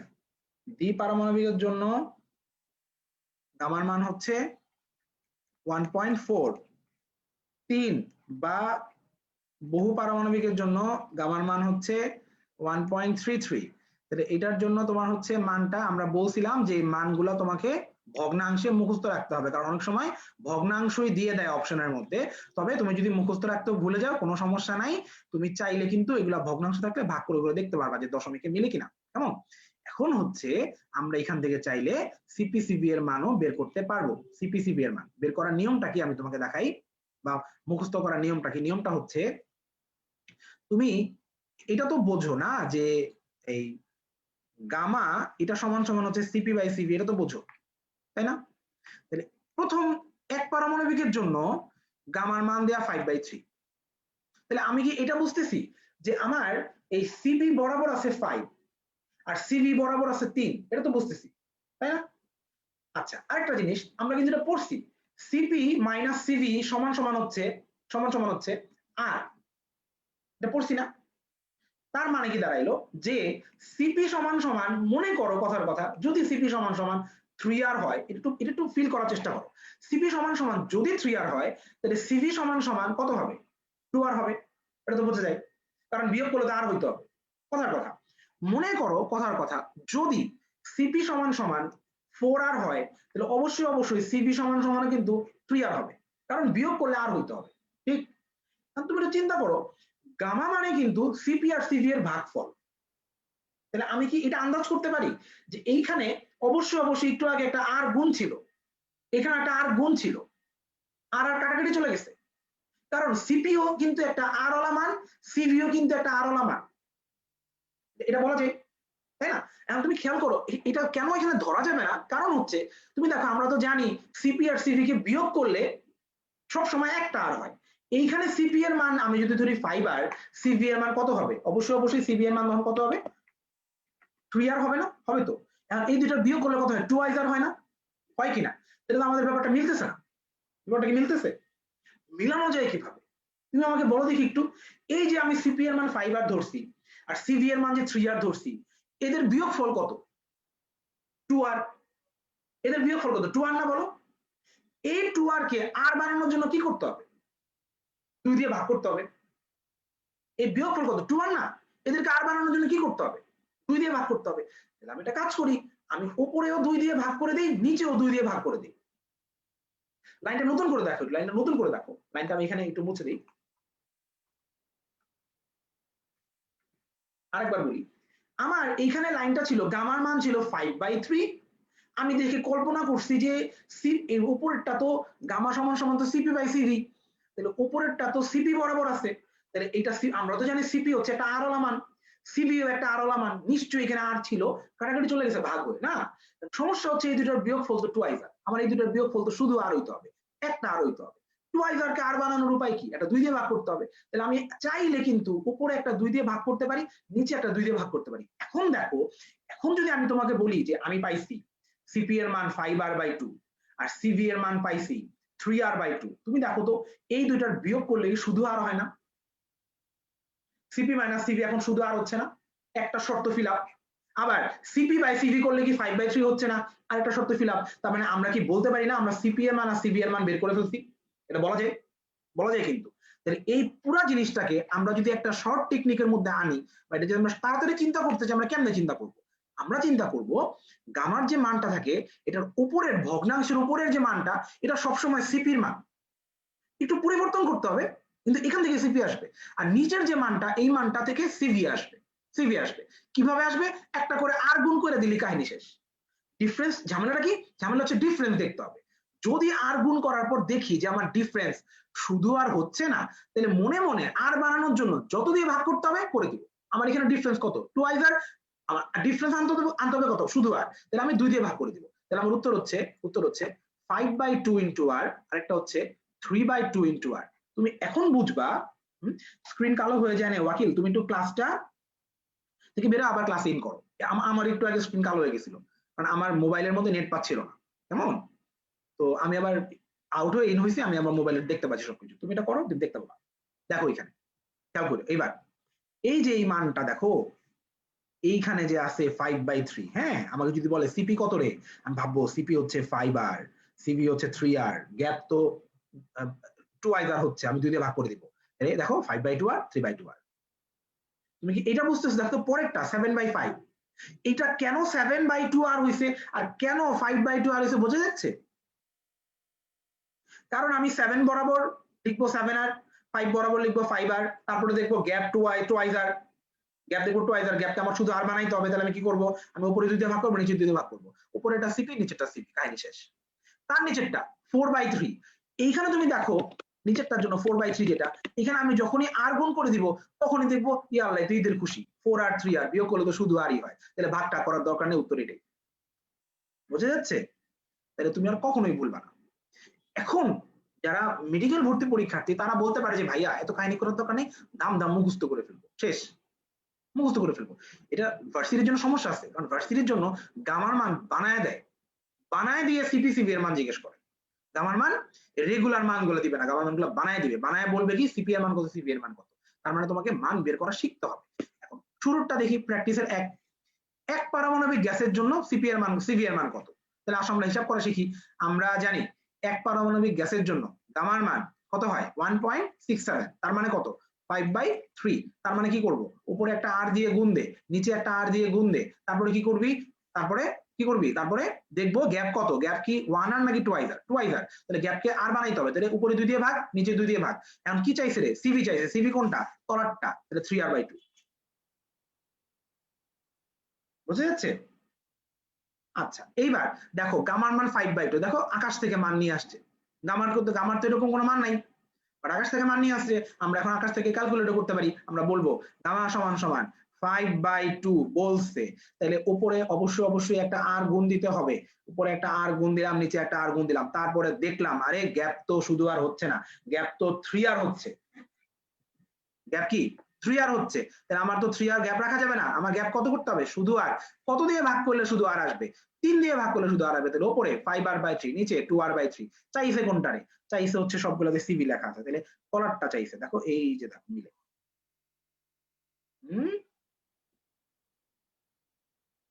3 দিয়ে ভাগ, 3r তো, তাহলে আমাদের হয়ে গেল না কমপ্লিট, আমরা পারি। আচ্ছা আচ্ছা দেখতে পাচ্ছ এখনো কিন্তু 1 নাম্বার অধ্যায় শেষই হয় নাই, আমরা কিন্তু অনেক স্পিডে ম্যাথ করাচ্ছি, কিন্তু এই চ্যাপ্টারে প্রচুর ম্যাথ। আজকে কিন্তু আমি বলছিলাম অনেক সময় লাগবে, প্রায় 3.5 ঘন্টার মতো সময় লাগবে। যদি কারো তাড়াহুড়া থাকে আগে কিন্তু প্রিপারেশন নিয়ে নাও মেন্টালি, যে আমাদের ক্লাস চলবে প্রায় 4:40 4:45 পর্যন্ত। কখন ধনাত্মক কখন ঋণাত্মক, এইটা তানভীর ভাই ক্লাসে একটা জিনিস পড়াইছিল এইভাবে, আমি সবার জন্য বলে দিই, তাহলে মনে পড়বে ভালো, হয়তো অনেক আগে ক্লাসটা করছো। সেটা হচ্ছে আমরা যখন কোনো জায়গায় কোনো কিছু নিয়ে কাজ করি, আমরা মনে করো একটা পাত্রকে তাপ দিচ্ছি, পাত্রের মধ্যে পানি আছে, হ্যাঁ, এই পাত্রটাকে আমরা বলি সিস্টেম, এই পাত্রটাকে আমরা বলি সিস্টেম, কেমন। আর বাইরের যে দুনিয়া এটাকে আমরা বলি নেচার বা পরিবেশ বলি, বাইরের যে দুনিয়া এটাকে আমরা সারাউন্ডিং বলি, পরিবেশ, বাংলায় বলে পরিবেশ। আমাদের সমস্ত চিন্তা ভাবনা থাকবে সিস্টেমের জন্য, সমস্ত চিন্তা ভাবনা। এখন কখন কোনটা ধনাত্মক কখন কোনটা ঋণাত্মক, এটা কিন্তু আসমান থেকে ঠিক হয়ে আসে নাই, এটা কনভেনশনাল, এটা আমরা নিজের একটা ধরে নিছি যে হ্যাঁ আমরা এইটাকে পজিটিভ ধরবো, তা আমাদের কনভেনশনটা মুখস্থ রাখতে হবে। আমাদের কনভেনশনটা হচ্ছে আমরা সিস্টেমের প্রতি পক্ষপাতিত্ব করব, ইটস লাইক সিস্টেম হচ্ছে সরকার, গভর্নমেন্ট, আমরা সিস্টেমের প্রতি পক্ষপাতিত্ব করব, সিস্টেম যা করবে সেটাই সঠিক। যেমন দেখো সিস্টেমে তাপ সরবরাহ করা হচ্ছে, তার মানে কি সিস্টেম কিছু পাচ্ছে, তাইলে এটা ধনাত্মক। সিস্টেমের শক্তি বাড়তেছে, এটা পজিটিভ। সিস্টেম নিজে কিছু করতেছে, এটা পজিটিভ। তাহলে নেগেটিভ হইতো কখন, সিস্টেম যদি তাপ হারায় ফেলতো, সিস্টেমের জন্য যা যা খারাপ ওগুলো সব নেগেটিভ। দেখো সিস্টেম তাপ হারাইছে, নেগেটিভ। সিস্টেমের শক্তি হ্রাস পাইছে, নেগেটিভ। সিস্টেমের উপরে গিয়ে কেউ কাজ করছে, সিস্টেম নিজে করেনি, সিস্টেমের উপর অত্যাচার করা হয়েছে, তাহলে এটা নেগেটিভ। সিস্টেমের কোনো কিছু খারাপ হইতে দেওয়া যাবে না, কেমন। তাহলে উল্টা করে বলতে পারি এই কথাবার্তাগুলো যদি পরিবেশের জন্য থাকতো, পরিবেশের জন্য, তাহলে উল্টা হইতো। আমার কথা কি বুঝছো, সিস্টেম না বলে যদি এগুলো পরিবেশের জন্য বলতো তাহলে সবগুলা জিনিস উল্টা হতো। আমরা মনে রাখলাম কি সিস্টেমের যা যা নিজে করবে এবং সিস্টেমের যা যা বাড়বে সব পজিটিভ, তাহলে সিস্টেমের উপর যদি কিছু করা হয় ওটাও নেগেটিভ, সিস্টেম যদি কোনো কিছু হারায় ওটাও নেগেটিভ। তাহলে পরিবেশের জন্য উল্টা, পরিবেশের জন্য যা যা নেগেটিভ সব আমাদের জন্য পজিটিভ। পরিবেশ তাপ হারাইছে, খুবই খুশির কথা, পজিটিভ। পরিবেশের শক্তি কমে গেছে, অনেক ভালো কথা, এটাও পজিটিভ।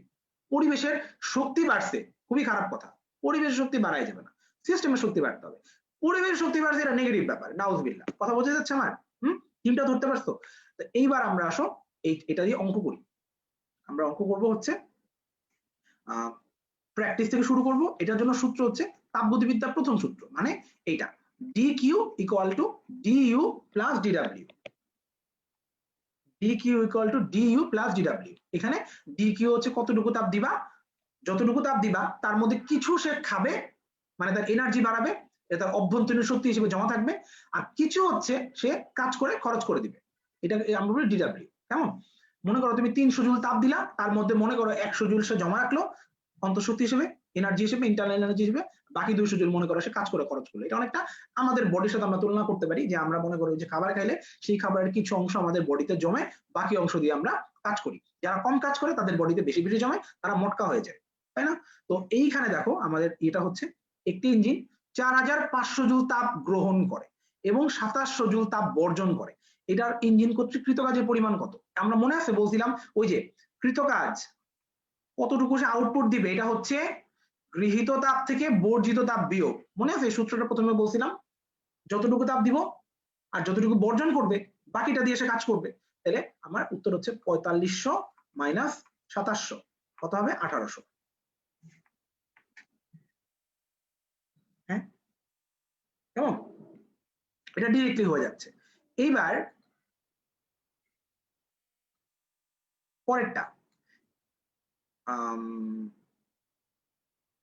2 নাম্বার, রুদ্ধতাপীয় প্রসারণে, দেখো এটা বোঝো কিনা, রুদ্ধতাপীয় প্রসারণে 20 মোল গ্যাসের অন্তঃস্থ শক্তি পাওয়া গেল 150 জুল, গ্যাস কর্তৃক সম্পাদিত কাজের পরিমাণ কত?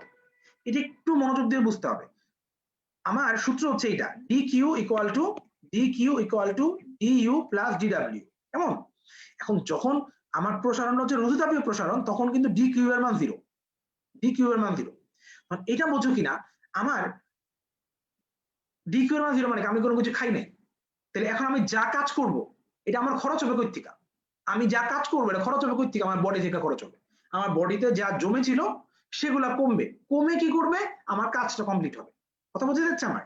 তার মানে এই যে অন্তঃস্থ শক্তি যে 150 জুল আসতেছে, এটা কিন্তু বডি থেকে কমবে। এটা কি বুঝো? এটা বুঝতে হবে। কিন্তু আমার বডি হচ্ছে আমার সিস্টেম, আমি সিস্টেমের মধ্যে কোনো কিছু খাই নাই, কোনো তাপ দেই নাই, তাহলে আমি যদি এখন কোনো কাজ করি কই থেকে কাজ হবে? এটা আমার বডির তাপ কমে তারপরে কাজ হবে, বডির এনার্জি কমে কাজ হবে। তাহলে বডির এনার্জি কমবে, সিস্টেমের কোনো কিছু কমা মানে নেগেটিভ, তাহলে ডিইউ এর মান হচ্ছে -150 প্লাস ডিডব্লিউ। এটা বোঝো কিনা কমেন্টে বইলো, কেন ডিইউ এর মান -150 এটা বুঝছো কিনা? তাহলে ডিডব্লিউ এর মান হচ্ছে +150 হবে। কমেন্টে আমাকে একটু বলো তো। আচ্ছা, বুঝছি, খুব চমৎকার। আমি এটা তোমার সিস্টেমের এক্সাম্পল দিয়ে কিন্তু আমাদের এটা হয়ে যাচ্ছে সুন্দর করে। এটা তোমার মাথার উপর দিয়ে গেল? হ্যাঁ, তুমি একটু আগে লিখছিলা, একজনকে মজা নিছিল একজনের সাথে, ওই যে একটা ছেলে বলছিল এম মানে কি, তুমি বলছিলে এম মানে মিম। এম মানে মিম, এম মানে মাথার উপর দিয়ে গেছে নাকি? আরেকবার বলবো, এখানে প্রথম কথা হচ্ছে 20 মোল দেখে ভয় পাও না, 20 মোল কিন্তু ইররিলেভেন্ট ডাটা। আগে সূত্রটা খেয়াল করো, সূত্রটা হচ্ছে DQ equal to DU plus DW, তাই না? তাহলে আমাকে বলছে রুদ্ধতাপীয় প্রসারণ। রুদ্ধতাপীয় মানে কি? মানে হচ্ছে কোনো তাপ বেরোবে না, তাপ ঢুকবে না, তাহলে আমার এখানে এটার মান হচ্ছে 0। এখন তুমি একটু আগে আমাকে বলো, আমরা এই যে কোনো তাপ দিচ্ছি না সিস্টেমের মধ্যে, এটাকে আমরা আমাদের বডিতে কোনো খাবার দিচ্ছি না তার সাথে তুলনা করতে পারি না? আমরা একটু আগে বলছিলাম না, আমরা যখন বডিতে কোনো খাবার দেই তার কিছু অংশ আমার বডিতে এনার্জি বাড়ায়, বাকি অংশ দিয়ে আমি কাজ করি, ঠিক তাই তো? এখন আজকে আমি খাবার খাই নাই, তাহলে এখন আমি যদি কোনো কাজ করি এটা শক্তি পাবে কই থেকে? আমার বডির মধ্যে যে এনার্জি অংশ সেখান থেকে। তার মানে এই যে 150 জুল যে আমার অন্তঃস্থ শক্তি, এটা যদি আমার না কমে, এটা যদি আমি খরচ না করি, কাজ তো করতে পারবো না, তাহলে আমার অন্তঃস্থ শক্তিটা কিন্তু এখানে হ্রাস পাবে, কমবে। আর সিস্টেমের কোনো কিছু কমা মানেই তো নেগেটিভ, তার মানে আমার এখানে ডিইউ এর মান হবে -150। এখন ডিডব্লিউ বের করতে বলবে, তাহলে ডিডব্লিউ কি হবে? +150, তাই না? আচ্ছা, আরেকটা জিনিস, সেটা হচ্ছে এই যে গ্যাস কর্তৃক সম্পাদিত কাজ, গ্যাস মানে কি? সিস্টেম। সিস্টেম নিজে যা করবে এটা তো অবশ্যই পজিটিভ হবে, তার উত্তর তো অবশ্যই +150 জুল হবে। এটাও তো এইভাবে বোঝা যায়, বোঝা যায় না? 20 মোল দেওয়া ঝামেলা লাগাইছে, রাইট। অনেক জায়গাতে অদরকারি অনেক ডাটা দিবে যেগুলো তোমাকে প্যাচ লাগাই দিবে। 3 নাম্বার, একটি ইঞ্জিন 4500 জুল তাপ গ্রহণ করে 2500 জুল বর্জন করে, এটা 1 নাম্বারটার মধ্যে ওই যে গৃহীত তাপ মাইনাস বর্জিত তাপ, কত হবে? 2000। কেমন? আচ্ছা, এটা গেল। এইবার তাপমাত্রা রূপান্তর, তাপমাত্রা রূপান্তরের জন্য সূত্র একটাই। হ্যাঁ, আমরা এটা যে আমরা মেডিকেলের জন্য পড়ছিলাম মনে হয় 273.15, ওটা থিওরির মুখস্থ বিদ্যার জন্য। ম্যাথের জন্য আমরা সূত্র এটাই ব্যবহার করব। আসলে আমরা একটু ক্যালকুলেট করে ফেলি। তোমার যেহেতু সেলসিয়াস থেকে কেলভিনে কনভার্ট করা খুবই ইজি, 273 যোগ করে দিলে হয়ে যায়, এই জন্য সেলসিয়াস থেকে কেলভিন ন্যাচারালি আসে না, আসে হচ্ছে সেলসিয়াস থেকে ফারেনহাইট এটা আসে, অথবা কেলভিন থেকে ফারেনহাইট এটা আসে। তা আমরা একটা প্র্যাকটিস করেই হয়ে যাবে। আমাকে বলছে সেলসিয়াস থেকে ফারেনহাইট, তাহলে আমার সূত্র হচ্ছে এটা,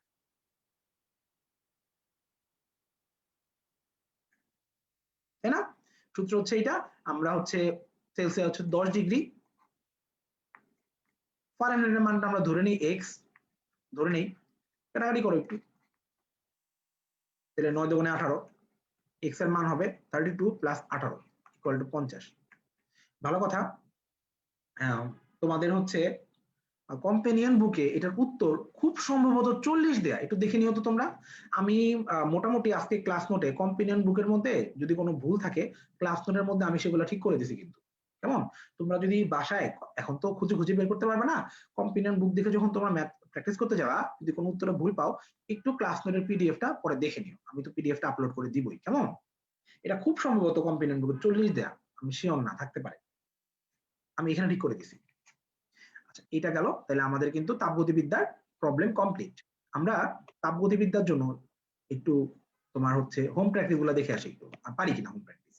দেখো তোমার এই যে 1 নাম্বারটা, এততে গ্রহণ করে এততে বর্জন করে, তাহলে কি এগুলাকে কেলভিন বানাবো, বানায় তাহলে এটা বসাই দিব, তাই না? বলো 77 মানে কত? 77 মানে হচ্ছে 273 যোগ দিলে হয় তোমার 350, আর পরেরটা হয় হচ্ছে তোমার 227, তো 500,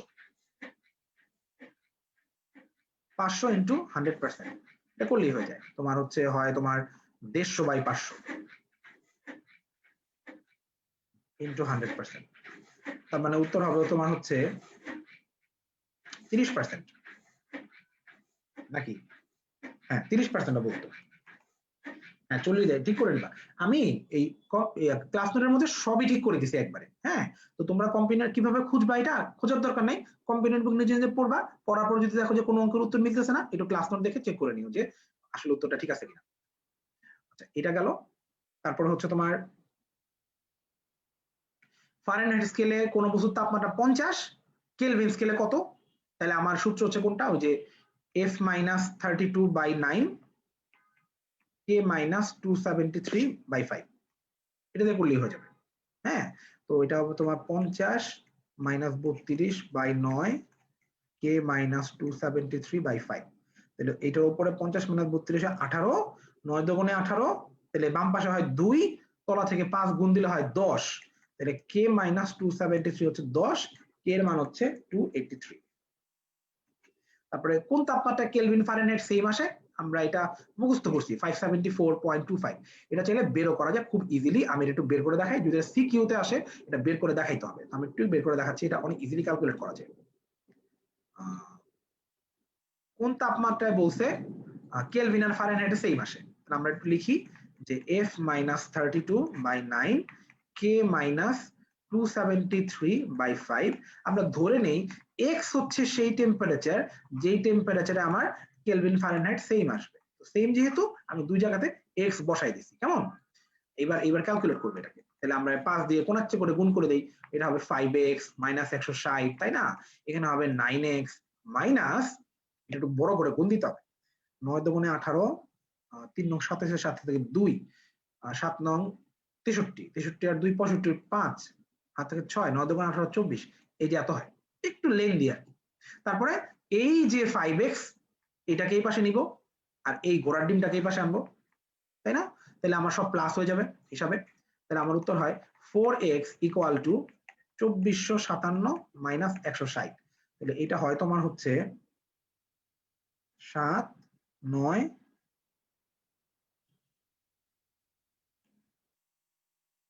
থেকে 1 1 1 2 2297, তাহলে x এর মান হবে 97/4, এটাকেই তোমার হচ্ছে তুমি যদি ইয়া করো ভাগ করো, তাহলে ওই যে তোমার 574.25 আসবে, দেখাচ্ছি। 4 দিয়ে ভাগ করলে হয় 5, 4 5 20, 2 নামে 29, তার সাথে 28 28 হাত থেকে 1 1 7 নামলো, 4 4 16, কত হয়? 1 নামে দশমিক দিয়ে একটা শূন্য আনো, তাও ভাগ যায় না, না 4 দুগুণে 8, একদম দেখো এক্সাক্ট মানটা আসে। তার মানে এই পর্যন্ত আনার পরে তুমি দাম করে ভাগফল 500 তুমি 2 5 বসাই দিলে হবে। আমি জাস্ট সিকিউর জন্য দেখাইলাম ক্যালকুলেশনটা যে আসলে কঠিন না, সোজা ক্যালকুলেশন করা যায়। ঠিক আছে, এমসিকিউর জন্য তো আমরা মেডিকেলে মুখস্থ করতেছি, এটা তো আমাদের ক্লাসে পড়াই দিছেই মুখস্থ। তাহলে এই একই ভাবে তাহলে পরেরটা পারবা, এটা আর করে দিলাম না। এই যে সেলসিয়াস ফারেনহাইট আমরা পড়ছি না, -40, তাই না? তাহলে এইখানে তো আর নাই, দেখি তো নিচে আছে কিনা আরো। এগুলো তো সব পরের চ্যাপ্টারের।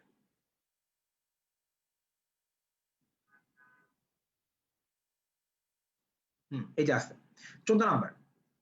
14 নাম্বার, একটি সিলিন্ডারে 300 কেলভিন তাপমাত্রায় 4 বায়ুমণ্ডলীয় চাপে 10 লিটার গ্যাস আবদ্ধ আছে। সমষ্ণ প্রক্রিয়ায় চাপ দ্বিগুণ করা হয়েছে। খেয়াল করো, সমষ্ণ প্রক্রিয়া বলছে, তার মানে তাপমাত্রা বাড়বেও না কমবেও না, তাহলে তাপমাত্রা দেখারই দরকার নেই, বুঝো কিন্তু। সমষ্ণ প্রক্রিয়ায় আমরা বলি না বয়েলের সূত্র, সমষ্ণ প্রক্রিয়া বয়েলের সূত্র বলি কিনা, তাহলে আমরা তখন বলতে পারি না PV ইকুয়াল টু কনস্ট্যান্ট, বলা যায়, বলা যায় কিন্তু। আমরা তাহলে বলতে পারি আয়তন আর চাপ পরস্পরের ব্যস্তানুপাতিক। ঠিক, তুমি দেখো চাপ করছে দ্বিগুণ, তাহলে আয়তন অবশ্যই অর্ধেক হবে, এটা বুঝো কিনা, ক্যালকুলেশনটা বুঝো কিনা দেখো। চাপ করছে দ্বিগুণ, আয়তন অবশ্যই কত হবে, অর্ধেক হবে। কিভাবে বুঝছি দেখো, সমষ্ণ প্রক্রিয়া বলছে, আমরা জানি সমষ্ণ প্রক্রিয়ায় বয়েলের সূত্র, বয়েলের সূত্র হচ্ছে পিভি সমান সমান কনস্ট্যান্ট, তাহলে অবশ্যই অবশ্যই আয়তন চাপ ব্যস্তানুপাতিক। বলছে চাপ দ্বিগুণ করছে, তাহলে অবশ্যই আয়তন অর্ধেক হবে। আয়তন ছিল কত, 10 লিটার, অর্ধেক হলে কত হয়, 5 লিটার। বুঝতে পারছো, 5 লিটার একবার হয়ে যাচ্ছে। আচ্ছা এইবার 15, কোন সংস্থা, তাহলে এটা হচ্ছে ওই যে সূত্রটা DQ equal to DU plus DW. এই যে সংস্থা বলছে না, এই সংস্থার হচ্ছে সিস্টেমের বাংলা। এইবার দেখো 800 জুল তাপ শক্তি শোষণ করছে, তাহলে 800 জুল এটা পজিটিভ, কারণ সে খাইছে, সিস্টেম যা খাবে সব পজিটিভ, তাহলে এটা প্লাস 800। অন্তস্থ শক্তি 500 বৃদ্ধি পেল, তাহলে এটাও পজিটিভ, কারণ সিস্টেমের কিছু বাড়ছে, তাহলে এটাও পজিটিভ, প্লাস 500। ডিইউ এর মান, ডিডব্লিউ এর মান জিজ্ঞেস করছে, তাহলে ডিডব্লিউ হবে 300। এবং সংস্থা কর্তৃক পরিবেশের উপর কাজ, মানে কি সিস্টেম নিজে করছে, দেখেই তো বোঝা যাচ্ছে প্লাস হয়েছে না, সিস্টেম তো নিজেই করছে, প্লাস 300। আচ্ছা এটা গেল। এইবার দেখি তো সিকিউর মধ্যে কিছু আছে কিনা, না সিকিউর মধ্যে কিছু নাই, তাহলে আমাদের তাপগতিবিদ্যা কমপ্লিটলি শেষ, 1 ঘন্টা 9 মিনিট কমপ্লিট এক চ্যাপ্টারের জন্য। এবার স্থির তড়িৎ, আমাকে একটু কমেন্ট করে সবাই বলো স্থির তড়িৎ চ্যাপ্টারটা তোমাদের সবার ব্যাচে হইছে কিনা, স্থির তড়িৎ এই চ্যাপ্টারটা সবার ব্যাচে হইছে কিনা আমাকে একটু জানাও, স্থির তড়িৎ এই ক্লাসটা সব ব্যাচে হইছে কিনা।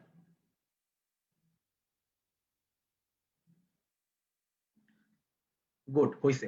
তৃষিতা, তৃষা হইছে, ফাতেমা আক্তার হইছে, আচ্ছা গুড, শারিয়ার থ্যাংক ইউ, হইছে। তাহলে তাহলে তোমাদের অঙ্কগুলো ধরতে সুবিধা হবে। শোনো, আমরা এই ধারকত্ব আর রোধের জন্য কিছু অঙ্ক প্যারালালি করে ফেলবো। প্যারালালি কিরকম, তুমি দেখছো ধারকত্ব আর রোধের মধ্যে কিছু মিল আছে, যেমন তোমার হচ্ছে আহ ধারকের যে প্যারালাল সে রোধের সিরিজের মতো দেখতে, আর ধারকের যে সিরিজ সে রোধের প্যারালালের মতো দেখতে, দেখছো না? হ্যাঁ, যে ধারকের সে রোধের সিরিজ কেমনে বের করে, সবগুলো যোগ করে বের করে, তাই না? এইভাবে যতগুলা থাকে ততগুলা যোগ করে দেয় সবগুলা। আর ধারকের সিরিজ কিভাবে, ধারকের প্যারালাল কেমনে বের করে, এখানে সবগুলা যোগ করে, এইভাবে ডট ডট ডট দিলাম আর কি, মানে যতগুলা থাকবে ততগুলা যোগ দিবা। আবার এটার রোধের প্যারালাল কেমনে বের করে, যেভাবে না 1/rp ইকুয়াল টু 1/r1, 1/1 করে করে বের করে, তাই না? আবার ধারকের জন্য কিন্তু সেম, সিরিজটার জন্য সেম, এই যে 1/cs equal to 1/c1, 1/c2, 1/c3, এরকম দেখছো না? আচ্ছা তাহলে এইটা থেকে না আমরা কিছু শর্ট টেকনিক বের করব, সেটা হচ্ছে ম্যাক্সিমাম, ম্যাক্সিমাম অ্যাডমিশন টেস্টে তুমি দেখবা দুইটা ধারক বা দুইটা রোধক নিয়ে কাজ করে ম্যাক্সিমাম অ্যাডমিশন টেস্টে। যে ভাইয়া দুইটার বেশি হলে কি করব, দুইটার বেশি হলে এই যে মাদার ইকুয়েশন, দুইটার বেশি হলে মেন ইকুয়েশন দিয়ে করতে হবে, এভাবে করতে হবে। যদি দুইটা হয় তাহলে আমরা কিছু শর্ট টেকনিক অ্যাপ্লাই করতে পারি। শর্ট টেকনিক নাম্বার 1, দুইটা ধারক বা দুইটা রোধক হলে, রোধের জন্য শিখি, ধারকের জন্য পারবো।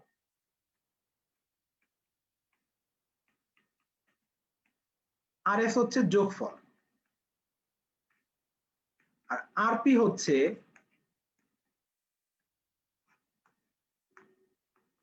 গুণফল বাই যোগফল।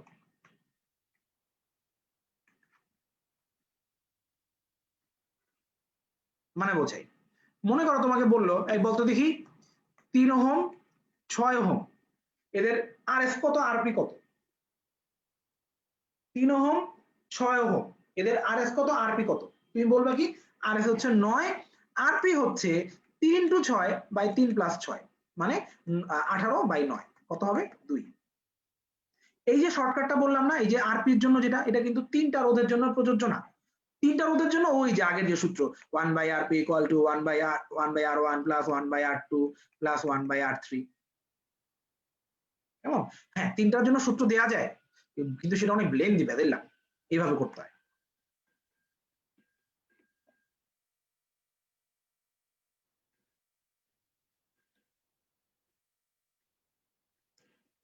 এই শর্টকাট লেখার চাইতে তোমার এই নরমাল নিয়মে করা ভালো। এই জন্য আমরা 3টার জন্য কোনো শর্টকাট শিখবো না, যেহেতু 2টার জন্যই পরীক্ষা বেশি আসে, আমরা 2টার জন্য শর্টকাট শিখবো। ভালো কথা, রোধের জন্য যদি পারি ধারকের জন্য পারবো, ধারকের জন্য উল্টা, ধারকের প্যারালাল হচ্ছে যোগফল আর ধারকের সিরিজ হচ্ছে গুণফল বাই যোগফল, বুঝতেছো? এটা একটা গেল। আরেকটা জিনিস হচ্ছে তোমার সমান সমান ধারক বা রোধক বলে, সমান সমান। ও ভালো কথা, দেখো তো এখান থেকে এটা বুঝো কিনা, এই যে তলায় যেটা আছে না, এটা কি সিরিজটা না এটা, তাহলে আমি কি এটা বলতে পারি, দেখো তো RP into RS equal to R1 into R2, এটা কি বুঝো? 2টা রোধের জন্য সত্য এটা। তার মানে কি দাঁড়াইলো, দেখো নিচে যেটা R1 + R2 ওটাই কি RS না, তাহলে আমি কিন্তু বলতে পারি RP into RS equal to R1 into R2, মানে 2টা রোধের গুণফল ইকুয়াল টু তাদের সিরিজ প্যারালালের গুণফল, একই কথা। এটা দেখবে একটু পরে কাজে লাগবে। তার মানে এই জিনিসটা কিন্তু ওই যে তোমার ধারকত্বের জন্য সত্যি, কারণ দেখো ধারকত্বে কি আমরা জানি, ধারকত্বে সিপি সমান সমান C1 + C2 আর সিএস সমান সমান গুণফল বাই যোগফল। তাহলে আমি চাইলে নিচেরটাকে সিপি বলতে পারি না, বলো নিচেরটাকে, তাহলে আমি চাইলে এখানেও বলতে পারি যে হ্যাঁ এটার জন্য চাইলে লেখা যাবে এটা। কেমন? এই ব্যাপারগুলো হ্যান্ড নোটে আছে, আমি অ্যাড করে দিছি। আরেকটা জিনিস সেটা হচ্ছে সমান সমান যদি বলে, সমান সমান রোধ বা ধারক যদি বলে, তখন আবার 2টা বলবে না, তখন একাধিক বলতে পারে, 3টা 4টা বলতে পারে, কোনো সমস্যা নেই। সমান সমান যদি বলে তখন রোধ হবে R ইন্টু N সিরিজের জন্য। সিরিজে কি বেশি হয় না, সিরিজে গুণ করব। আর কি রোধের মান, N কি রোধের সংখ্যা, তাহলে প্যারালাল কি হবে R ভাগ N। এখানেও আর কি রোধের মান, N কি রোধের সংখ্যা। কেমন? এগুলো তোমাদের পড়াইছে স্থির তড়িৎ চ্যাপ্টারে, সি দিয়ে পড়াইছে, উল্টা করে পড়াইছে। ওখানে পড়াইছে সিএস হচ্ছে সি বাই এন আর সিপি হচ্ছে সি ইন্টু এন। তো তোমাদের রিকল হওয়ার কথা ব্রেনের মধ্যে এগুলো, রাইট? সূত্র, এগুলো সূত্র, এগুলো ইউজ করা যাবে প্রত্যেকটাই, সিকিউতেও এমসিকিউতেও ইউজ করা যাবে। আরেকটা জিনিস সেটা হচ্ছে তোমার, দেখো তো এটা বলা যায় কিনা,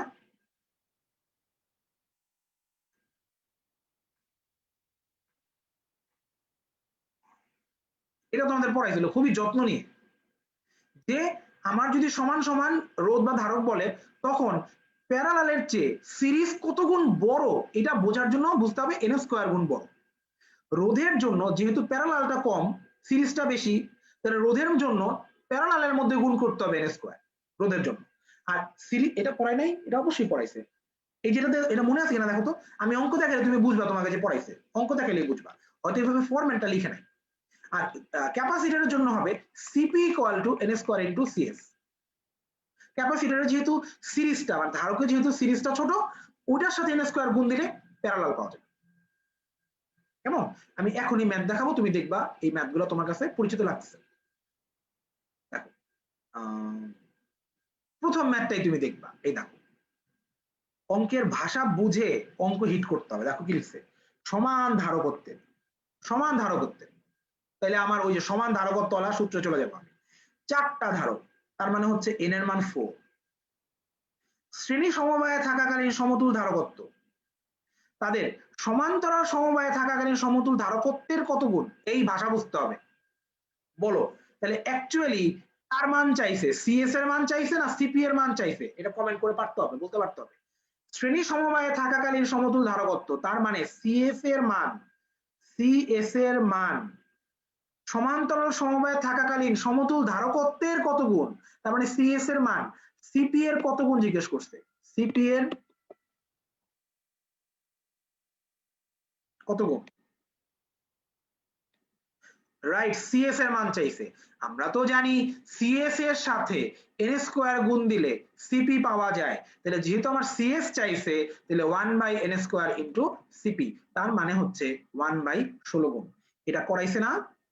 করাইছে, এই ভাষাটা দিয়ে করাইছে, তাই না? এখন ধরতে পারতেছো, রাইট। তাহলে আমরা তো আগে সূত্র লিখে ফেলবো যে আমরা জানি সিএস এর সাথে n² গুণ দিলে সিপি হয়, কারণ সিএস ছোট, এটার সাথে n² গুণ দিলে সিপি হবে। তাহলে যেহেতু আমার সিএস চাইছে তাহলে 1/n² ইনটু সিপি, তার মানে 1/16, তিনটা থাকলে 1/9 হইতো। আচ্ছা, তাহলে এইবার আমরা এই টাইপের কিছু প্রবলেম আগে করে আসি। নিচের তিনটা হচ্ছে সঞ্চিত শক্তির ম্যাথ, ওগুলো একটু পরে করি, আগে প্র্যাকটিসে যাই আসো। দেখো 5 মাইক্রোফ্যারাডের 5টা ধারক, তার মানে কি সবাই সমান ধারকত্বের, তাহলে এটা হচ্ছে আমার সি এর মান 5 মাইক্রোফ্যারাড, এটা হচ্ছে আমার এন এর মান, সিরিজে যুক্ত করছে, তাহলে আমরা জানি সিরিজে ধারকত্ব কমে, তাইলে ভাগ, তাহলে আমার 5/5 1 মাইক্রোফ্যারাড, কেমন? আচ্ছা, এবার 3 নাম্বারটা আসো, 2 নাম্বার পরে করতেছি। 12 মাইক্রোফ্যারাড, তার মানে আবারও সবগুলাই সমান, তিনটা ধারক, তাহলে এন এর মান 3, সি এর মান হচ্ছে 12, শ্রেণী মানে আবারও ভাগ করতে হবে, তাহলে 4 মাইক্রোফ্যারাড, তাই না? আবার 4 নাম্বার 12 মাইক্রোফ্যারাড বিশিষ্ট, মানে আবার সমান সমান ধারক বলতেছে, কয়টা ধারক রে? তিনটা ধারক, কিভাবে যুক্ত করেছে? সমান্তরালে, ধারকত্ব সমান্তরালে বাড়ে, তাহলে CS equal to C into N, তাহলে 12 ইনটু 3, তার মানে 36 মাইক্রোফ্যারাড। আচ্ছা, তাহলে আমার এই সমতুল ধারকত্বের গুলা হয়ে গেল, ইকুইভ্যালেন্ট যে ক্যাপাসিট্যান্স এগুলো হয়ে গেল। এবার তাহলে আমরা সঞ্চিত শক্তির ম্যাথটা যাই। সঞ্চিত শক্তির ম্যাথ, সঞ্চিত শক্তির ম্যাথের সূত্র অনেকগুলা, কোনটা ব্যবহার করব বা কোনটা ইউজ করব এটা বুদ্ধি করে অ্যাপ্লাই করতে হবে, নাহলে কিন্তু ভেজাল আছে। শোনো, আমরা এটা জানি কিনা দেখো তো, আমরা জানি কিনা কিউ ইকুয়াল টু সিভি, এটাকে আমরা জানি কিউ ইকুয়াল টু সিভি, সূত্র আছে ধারকত্ব ইকুয়াল টু আধান বাই বিভব, সেখান থেকে আমরা বলতে পারি আধান ইকুয়াল টু ধারকত্ব ইনটু ভোল্টেজ। হ্যাঁ, তো আমরা জানি ধারকত্বের সঞ্চিত শক্তি হচ্ছে হাফ সিভি স্কোয়ার, এইখানেই কিন্তু চাইলে কিন্তু এটাকে লেখা যায়, দেখো হাফ সিভি ইনটু ভি, এই সিভি মানে কিন্তু কিউ, আমি চাইলে বলতে পারি U equal to half CV square, মানে যা U equal to half V Q, মানে তাই একই কথা, তাই না? আবার আমি কি এখান থেকে বলতে পারি, দেখো তো V equal to Q by C, Q by C, তাহলে আমি এখানে কিন্তু ভি এর মান যদি কিউ বাই সি বসাই, এটাই হয়ে যাবে half Q square by C. এখন তোমাকে যদি সমানুপাতিক ব্যস্তানুপাতিক বলতে বলে, তুমি দেখো এই সূত্র দিয়ে তুমি যদি বলো, এই সূত্র দিয়ে, তাহলে ইউ আর সি সমানুপাতিক, আবার এই সূত্র দিয়ে যদি বলো তাহলে ইউ আর সি ব্যস্তানুপাতিক, এই সূত্র দিয়ে যদি বলো ইউ আর সি নাই, সি এখানে নাই, তাহলে আমি কখন কোন সূত্র ব্যবহার করবো বুঝবো কিভাবে? যেই যার যার মান দেয়া থাকবে সেই সূত্র ব্যবহার করতে হবে। আর যদি কোনো কিছুতে কনফিউশন লাগে বা কোনো মান কম থাকে, বুঝতে না পারি যে কোন মান ব্যবহার করব, আমাদের মাদার ইকুয়েশন হচ্ছে এটা, U equal to half CV square. আসো আমরা একটু প্র্যাকটিস করি, তাহলে ভালো বুঝবো। দেখো একটি 4 নাম্বারটা দেখো, 4, একটি ধারকের দুই পাতের মধ্যে বিভব হচ্ছে ভি, ধারকের সঞ্চিত শক্তি হচ্ছে ইউ, ধারকের বিভব পার্থক্য বৃদ্ধি করে 3v করা হলো, সঞ্চিত শক্তি বৃদ্ধি পেয়ে কত হবে? এখানে কোনো সমীকরণ টার্গেট করে দেয় নাই, তো সূত্র হচ্ছে U equal to half CV square. তুমি দেখো এখানে ভি আছে, সিও কিন্তু কোথাও নাই, কিউও কিন্তু কোথাও নাই, যদি কোনো কিছু না থাকে বা বুঝতে না পারি, যে মনে করো সি যদি থাকতো তাহলে আমি বুঝতাম হাফ অফ সিভি স্কয়ার, যদি কিউ থাকতো তাহলে বুঝতাম হাফ অফ ভি কিউ, আমার এখানে ভি আছে আর কিচ্ছু নাই, তার মানে আমি বুঝতেছি না কোন সূত্র ব্যবহার করব, তখন mother equation half of CV square. এই সূত্র অনুযায়ী ইউ এবং ভি কি বর্গের সমানুপাতিক না? বর্গের সমানুপাতিক, দেখো তো আমার ভি ছিল ভি, হইছে 3v, তাহলে ভোল্টেজ কি 3 গুণ হইছে না? ভোল্টেজ 3 গুণ মানে শক্তি কত গুণ হবে? 9 গুণ। না, কত বৃদ্ধি পাবে তা কিন্তু বলে নাই, ভালো করে খেয়াল করো, বৃদ্ধি পেয়ে কত হবে, ভাষাটা শুনো, বৃদ্ধি পেয়ে কত হবে, তার মানে আমার 9 গুণ হবে, 9 গুণই উত্তর, বুঝতেছো? হ্যাঁ, জাস্ট 9 গুণ।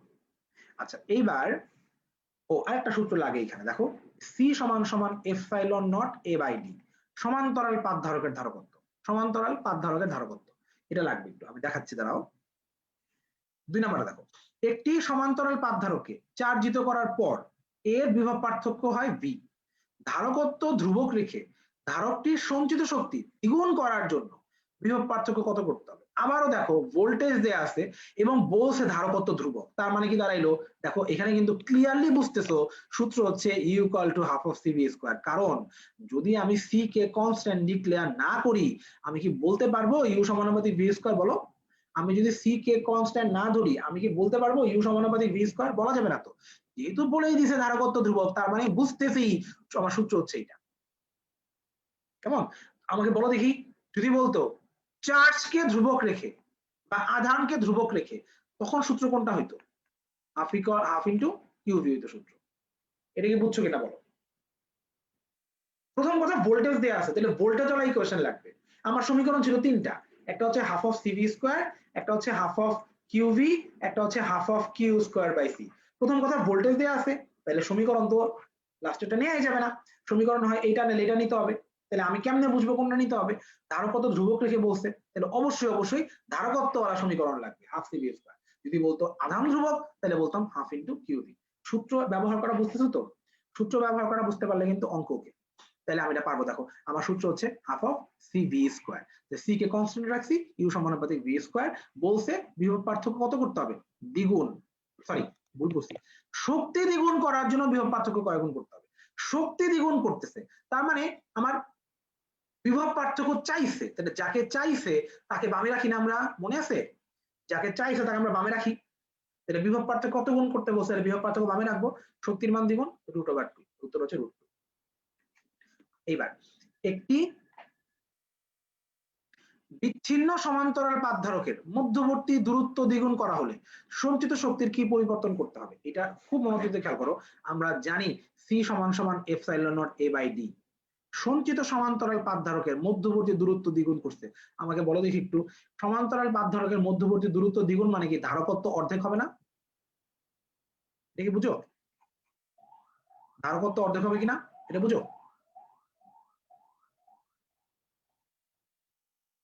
সি সমান সমান epsilon not A by D, ধারকত্ব অর্ধেক, এটা বলে দিছে। আর কোনো কিছুই বলে নাই, ভোল্টেজে বলে নাই, আধানও বলে নাই, কিছুই বলে নাই। তাইলে আমার ব্যবহার করতে হবে মাদার ইকুয়েশন, ইউ সমান সমান হাফ অফ সিভি স্কয়ার। তাহলে বাকিগুলোকে অটোমেটিক কনস্ট্যান্ট ধরতে হবে, যেহেতু আর কোনো কিছুই বলে নাই। তাহলে ইউ সমানুপাতিক সি, তাহলে সি যদি অর্ধেক হয় ইউ অর্ধেক হবে। বুঝতেছো? তাহলে আমরা যদি সূত্রগুলা আইডেন্টিফাই করা শিখি, তাহলে এই অঙ্ক আসলে কোনো ক্যালকুলেশনই না, জাস্ট কয় গুণ অ্যান্সার করতে হচ্ছে। আচ্ছা এইবার 10 number, 2 number, sorry 2 number, 10 coulomb এবং 50 ভোল্ট, তার মানে আমার আধান দেয়া আছে কিউ আর ভি দেয়া আছে 50। তাহলে কোন সূত্র ব্যবহার করব? আমি তো বলছি যার যার মান দেয়া থাকবে তাকে তাকে ব্যবহার করতে হবে। তাহলে হাফ কিউ ভি ব্যবহার করতে হবে, হাফ ইন্টু 10 ইন্টু 50। অনেকেই আবার এই একক দেখে ভাববে এটা তো সি, খবরদার এটা কিন্তু কিউ, 10 কুলম কিন্তু এটা কিউ। তাহলে উত্তর হচ্ছে 250। এটা গেল। এইবার দেখো 5 নাম্বারটা, দেখো 5 নাম্বার, 5 নাম্বার হচ্ছে 1 ফ্যারাডে ধারকত্ব বিশিষ্ট, মানে এটা সি এর মান দেয়া আছে 1 ফ্যারাড, সি এর মান দেয়া 1 ফ্যারাড, আমার ভি এর মান দেয়া হচ্ছে 4 ভোল্ট। তাহলে আমার কি সি আর ভি দেয়া আছে, তাহলে কি half of C V square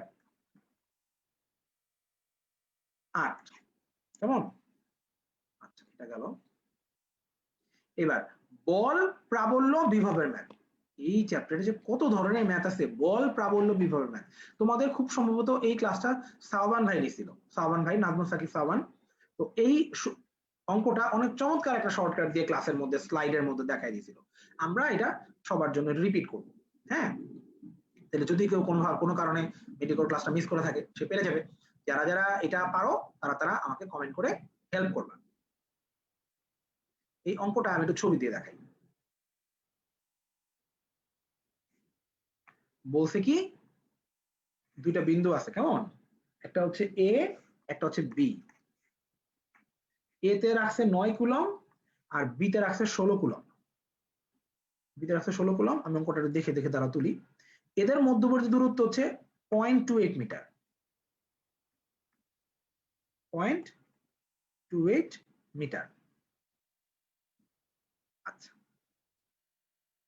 বলছে কোন বিন্দুতে প্রাবল্যের মান শূন্য হবে, মাঝখানে কোন বিন্দুতে প্রাবল্যের মান শূন্য হবে। আমি তোমাকে একটু বলে দিচ্ছি একটা জিনিস, সেটা হচ্ছে যে প্রাবল্যের মান শূন্য, এটা প্র্যাকটিক্যাল মিনিংটা কি শোনো, প্র্যাকটিক্যাল মিনিং। এইটা দেখো, এটাও একটা পজিটিভ চার্জ, এটাও একটা পজিটিভ চার্জ, দুইটাই পজিটিভ চার্জ। এখন তুমি এটা জানো কিনা, পরখ আধান নামে একটা কথা আছে, পরখ আধান। পরখ আধান মানে পরীক্ষা করার জন্য যেই আধানকে ব্যবহার করা হয়, পরীক্ষা করার জন্য। পরখ আধানের মান অলওয়েজ ধরা হয় +1 কুলম। অলওয়েজ পরখ আধানের মান অলওয়েজ +1 কুলম ধরা হয়, জাস্ট চেক করার জন্য। কি হবে এখানে তুমি চিন্তা করো একটু, আমি যদি একটা পরখ আধান এখানে রাখি +1 কুলম চার্জ, তাইলে এই +9ও তাকে ঠেলবে, কোন দিকে ঠেলবে, বি এর দিকে ঠেলবে, বিকর্ষণ করবে। এই +16 তাকে ঠেলবে কোন দিকে, এর দিকে ঠেলবে, দুইজন দুই দিকে ঠেলবে। তার মানে কি দাঁড়ালো, মাঝখানে তুমি যেখানেই রাখো এই চার্জটাকে তারা শান্তিতে থাকতে দিবে না, দুজন দুই দিকে ঠেলবে। তাহলে মাঝখানের কোনো একটা পয়েন্টে দুইজনের ঠেলাঠেলি সমান হয়ে যাবে, দুইজনের ঠেলাঠেলির পরিমাণ সমান হবে। কারণ তুমি জানো দূরত্বের উপর ডিপেন্ড করে এই ঠেলার পরিমাণ ডিপেন্ড করে, তাই না, দূরত্বের উপর ডিপেন্ড করে এটা, যে দূরত্ব যত বেশি আমার ধাক্কার পরিমাণ তত কম, তাই না। তাহলে মাঝখানের কোন একটা পয়েন্টে এই ধাক্কাধাক্কির পরিমাণ সেম হবে, এই বেচারা তখন কোনো দিকে নড়তে পারবে না, ওখানে স্থির থাকবে। যেই পয়েন্টে সে কোনো দিকেই নড়বে না, ওই পয়েন্টটাকে আমরা বলবো কি, নিষ্ক্রিয় বিন্দু বা নিউট্রাল পয়েন্ট। মনে করো এটা সেই পয়েন্ট, যেই পয়েন্টে, এটা সেই পয়েন্ট হবে না, এটা হবে একটু 16 সাইডে হবে, মানে নিউট্রাল পয়েন্ট অলওয়েজ বড় আধানের সাইডে হয় আর অলওয়েজ। কারণ বড়, এটা কেন বুঝবা বলি, কারণ বড় আধানের তো তোমার, ভুল বললাম, নিউট্রাল পয়েন্ট ছোট আধানের সাইড হয়, সরি ভুল বলছি, ছোট আধানের সাইড হয়, কারণ ছোট আধানের মান কম না, তাকে বেশি ধাক্কা দেওয়ার জন্য দূরত্বটা কম হইতে হবে, নিউট্রাল পয়েন্ট ছোট আধানের সাইডে হয়, কেমন। এখন তুমি চিন্তা করো, আমি এই প্রশ্নটা কয় ভাবে করতে পারি, আমি বলতে পারি 9 কুলম আর 16 কুলমের মাঝখানে কোথায় লব্ধি প্রাবল্য শূন্য হবে, এটা যে প্রশ্ন। 9 কুলম আর 16 কুলমের মাঝখানে কোথায় নিষ্ক্রিয় বিন্দু পাওয়া যাবে, সেম প্রশ্ন। আমার কথা কি বুঝছো। আবার প্রশ্ন করতে পারি 9 কুলম আর 12 কুলমের মাঝখানে কোথায় উভয় চার্জে বিকর্ষণ শূন্য হবে, লব্ধি বিকর্ষণ, সেম প্রশ্ন। 9 কুলম আর 16 কুলমের মাঝখানে কোথায় উভয় চার্জের প্রাবল্যের মান সমান হবে, একই প্রশ্ন কিন্তু, সেম কোশ্চেন। তাহলে এবার একটু ভাবো, এই দুইটা চার্জই যদি নেগেটিভ হয়, দুইটা চার্জই যদি নেগেটিভ হয়, এখন কিন্তু এই বেচারাকে নিয়ে টানাটানি শুরু হয়ে যাবে। দুইজনে চাইবে আমার দিকে আসো, আমার দিকে আসো, ঠিক না বলো, দুইজনে চাইবে না আমার দিকে আসো, আমার দিকে আসো। এখন দুইজনে আকর্ষণ করবে দুইজনের দিকে, তাহলে এখনো এমন মাঝখানে কোনো না কোনো পয়েন্ট থাকবে যেখানে দুইজনের টানাটানি সেম হবে। আগে এবার ঠেলাঠেলি সেম হয়েছিল, এবার কোনো না কোনো পয়েন্টে টানাটানি সেম হবে, মাঝখানের পয়েন্ট হবে, এটা দেখে বুঝো, মাঝখানের কোনো একটা পয়েন্ট হবে, ঠিক না বলো। আমি এটা কেন বলতেছি শোনো, আমি বলতেছি যে যদি একটা চার্জ প্লাস আরেকটা চার্জ যদি মাইনাস হয়, মনে করো একটা চার্জ +9 কুলম আর একটা চার্জ হচ্ছে -16 কুলম, -16 কুলম, এইটা যদি হয় তাহলে কিন্তু একজন ঠেলবে আর একজন টানবে, মানে যে মাইনাস আমার সবসময় দৌড়ায় তার দিকে চলে যাবে, এতো যাচ্ছে যাচ্ছি পিছন থেকে একজন ঠেলতেছে, যা যা আসিস না আমার দিকে, ঠিক। আবার সে যদি মাইনাস হয় আর সে যদি প্লাস হয়, তখনও কিন্তু একই কাজ হবে, আধান কোথাও বুঝতে পারবে না, তাকে কোনো না কোনো দিকে দৌড়ায় চলে যেতে হবে।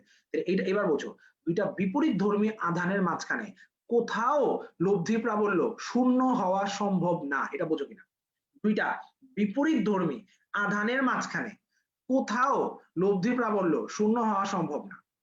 তাহলে ভাইয়া যদি দুইটা বিপরীত ধর্মী আধান আসে আমরা কি করবো, কখনোই আসবে না, কারণ দুইটা বিপরীত ধর্মী আধানের জন্য মাঝখানে কেন দুনিয়ার কোথাও লব্ধি প্রাবল্য শূন্য না, এক জায়গায় ছাড়া, অসীম। এটা কি বুঝো, দুইটা বিপরীত ধর্মী আধানের জন্য মাঝখানে কেন কোথাও লব্ধি প্রাবল্য শূন্য হবে না, অসীমে ছাড়া।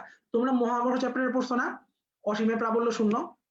তার মানে যদি তোমাকে কোনো অঙ্কে দুইটা বিপরীত ধর্মী আধান দিয়ে বলে কোথায় লব্ধি প্রাবল্য শূন্য হবে, কোথাও না, অসীমে। কোথায় শূন্য হবে, অসীমে। সমধর্মী চার্জ দিয়েই ম্যাথ আসবে, বিপরীত ধর্মী চার্জ দিয়ে যদি আসে, হ্যাঁ বাইরে পাওয়া যাবে না, আন্দাজে বলে সুন্দর করে বলতে ইচ্ছে, বাইরে পাওয়া যাবে জি না, বাইরে পাওয়া যাবে না, হ্যাঁ বাইরে পাওয়া যাবে লিটারালি একভাবে ঠিক, অসীম তো বাইরেই হয় আসলে, কথা ভুল না, কিন্তু কোথায় পাওয়া যাবে, অসীমে পাওয়া যাবে। কেমন? তাহলে আমরা বেসিকটা বুঝছি, এবার আমরা একটু অঙ্কটা আগে সিকিউর মতো করে দেখি। সিকিউর মতো করে আমি হ্যান্ড নোটে তুলে দিছি, সিকিউর কেমনে করতে হবে দেখাচ্ছি তোমাকে, দাঁড়াও 1 মিনিট। আমি এটা সিকিউর জন্য এটা নোটের মধ্যে করে রাখছি, তো এটা দেখাই, তার টাইমটা কম নষ্ট হবে। দেখতে পাচ্ছ আশা করি।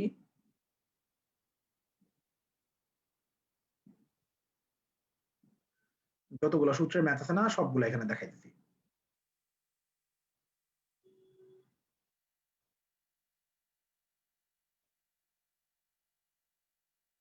ও সিকিউর জন্য না, সিকিউর জন্য দেখাইনি এখানে, আমি সিকিউর জন্য তাহলে করে দিচ্ছি, দাঁড়াও পরে অ্যাড করে দিব এটা। সিকিউর জন্য নিয়মটা কি শোনো, নিয়মটা হচ্ছে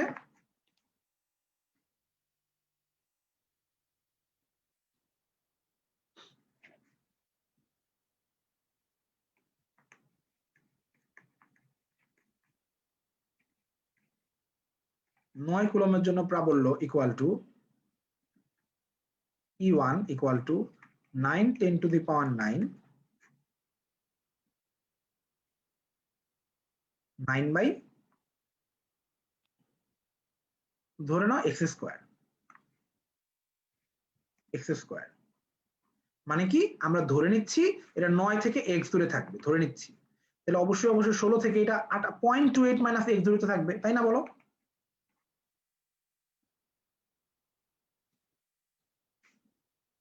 তাহলে 16 কুলমের জন্য প্রাবল্য হচ্ছে 9 10 to the power 9 16 by 0.28 minus x square.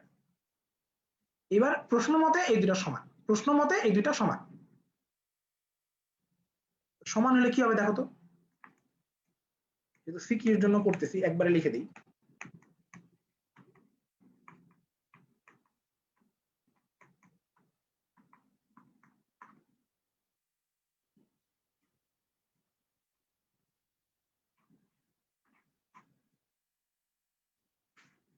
উভয় কাটাকাটি চলে যাবে, কাটাকাটি যাওয়ার পরের পার্টটা দেখো, তুমি এখন বুঝবা শর্টকাটটা কেন এরকম। তোমাকে মনে আছে সাওয়ান ভাই বলছিল যে 9 কে 9 দেখলে ভাববা 3, 16 কে 16 দেখলে ভাববা 4, মনে আছে বলছিল? কেন বলছিল জানো? এইখানে এসে রুট করছিল। একটু ঠিক করে লিখে দাও, এইভাবে লেখা যাবে বলতো? এইভাবে লেখা যাবে? এই এক্স স্কয়ারটাকে কোন চেয়ে করে তুলে দিলাম আর 16 কে নিচে নিয়ে আসলাম, যাবে না?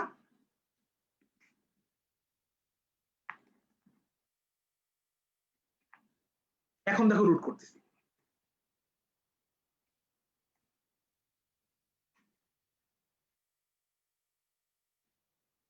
এই পর্যন্ত বুঝছো? এই যে এই জন্যই 9 হয়ে যায় 3 আর 16 হয়ে যায় 4, কারণ আমরা সমীকরণে কোনো না কোনো জায়গায় রুট করি একটা দিয়ে। কেন? কারণ এখানে বর্গ ছিল সমীকরণের মধ্যে, স্কোয়ার ছিল, এই জন্য আমরা রুট করছি। কেমন? এইবার আমরা কি করব জানো? সিকিউর জন্য একটা সুন্দর নিয়ম আছে, কোনো একটা করে গুণ দেওয়ার দরকার নাই। তুমি দেখো একটা সুন্দর প্রসেস আছে, এটাকে বলে যোজন, এটা তোমরা ছোটবেলায় শিখছো। যোজন, নিচে যোজন করে পাই মানে কি, উপরের যে পার্টটা এই পার্টটাকে নিচে এনে যোগ দিছি, একই কাজ এই সাইডে করা যাবে। এটা কিন্তু একটা পিওর ম্যাথমেটিক্যাল প্রসেস, তোমরা ছোটবেলায় করছিলা, যোজন বিয়োজন করে পাই, এরকম করছিলা না? নিচে যোজন করে পাই, পাশে এই সাইড নোট দিলেই টিচার বুঝবে তুমি এটা বুঝে করছো। নিচে যোজন, তাহলে তুমি দেখো সুন্দর করে দেখো, নিচ থেকে দেখো এক্স চলে যাচ্ছে। তুমি কি বুঝছো নিচে কেন যোগ হয়েছে? মনে আছে ওই যে টোটাল দূরত্ব by total charge into effective charge, মনে আছে? দেখো এই যে দেখো নিচে দেখো টোটাল দেখো যোগ হচ্ছে, খেয়াল করছো? 4 + 3, আর দেখো x ইকুয়াল টু, এখন এই 0.28 গিয়ে ধাক্কা মাইরা 3 কে সরাই দিল, সরাই দিয়ে তার জায়গায় এসে বসে পড়ছে। এই যে দেখো টোটাল দূরত্ব by total charge into effective charge. Effective charge কেন 3? কারণ আমরা x ধরছিলাম 9 থেকে দূরত্ব, এই জন্য। এটা এইভাবে আসে জিনিসটা, আসলে এটা আসলে একটা ঐকিক নিয়ম। কেমন? শুধুমাত্র এক জায়গায় রুট করতে হয়, এই আর কি। ঠিক আছে?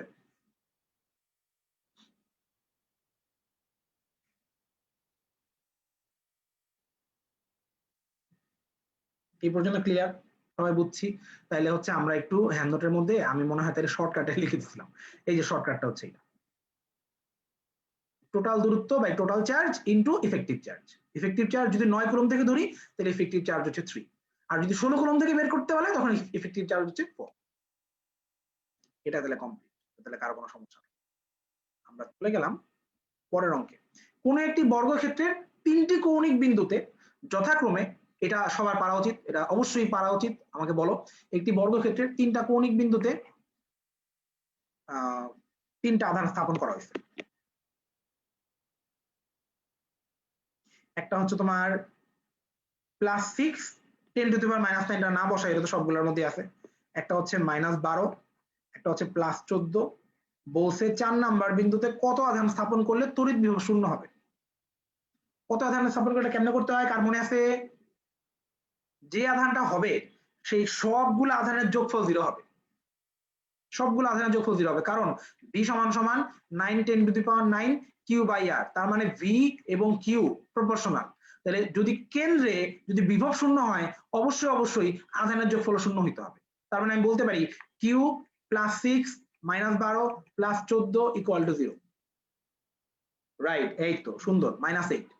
এটাও করা যায় যে 3টাকে যোগ করে যা পাইছি উল্টাই দিব, তাই তো হচ্ছে না, 3টাকে যোগ করে যা পাইছি বাকি তো আমরা উল্টাই দিই, -8 গেল এটা। এবার 3 নাম্বার, 3 নাম্বারের জন্য এটা একটু মনোযোগ দিয়ে খেয়াল করতে হবে। তোমার 10 সেন্টিমিটার ব্যাসার্ধের একটি গোলক, এটা কত সেন্টিমিটার ব্যাসার্ধ এটা দেখতে হবে। একটি গোলকের পরিধিতে 1 কুলম্ব মানের চার্জ স্থাপন করা হলো। গোলকের কেন্দ্র হতে 8 সেন্টিমিটার, 10 সেন্টিমিটার, 100 সেন্টিমিটার দূরে তড়িৎ বিভব বা প্রাবল্যের মান নির্ণয় করো।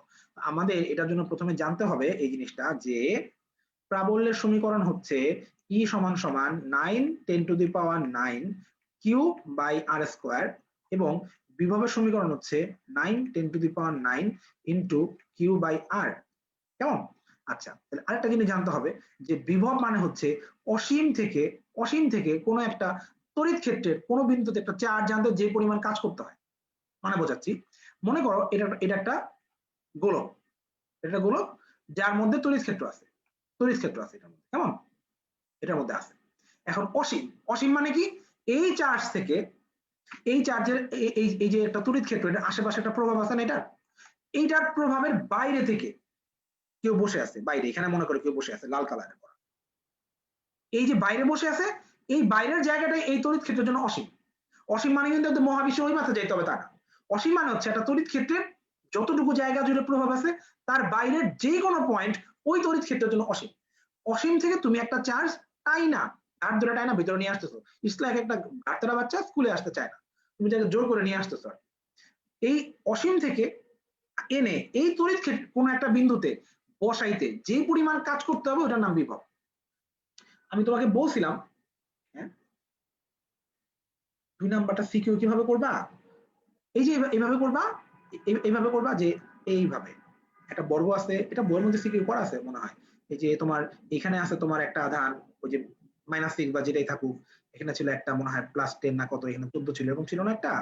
তো তুমি এইভাবে করবা আর কি, এখানে কিউ ধরবা, তারপরে বলবা যে আমার কেন্দ্র থেকে, সরি, এই যে বর্গের যে কেন্দ্র, এখান থেকে দেখো প্রত্যেকটা দূরত্ব কিন্তু সেম, ধরে নাও এটা এক্স, তাহলে এটাও এক্স, এটাও এক্স, এটাও এক্স না, তাহলে এই -6 এর জন্য কেন্দ্রের বিভব কত, v = 9 10⁹ -6, আমি কিন্তু মানে মানগুলা ঠিক মতো বসাই না, উল্টাপাল্টা বসাইছি, -6/x।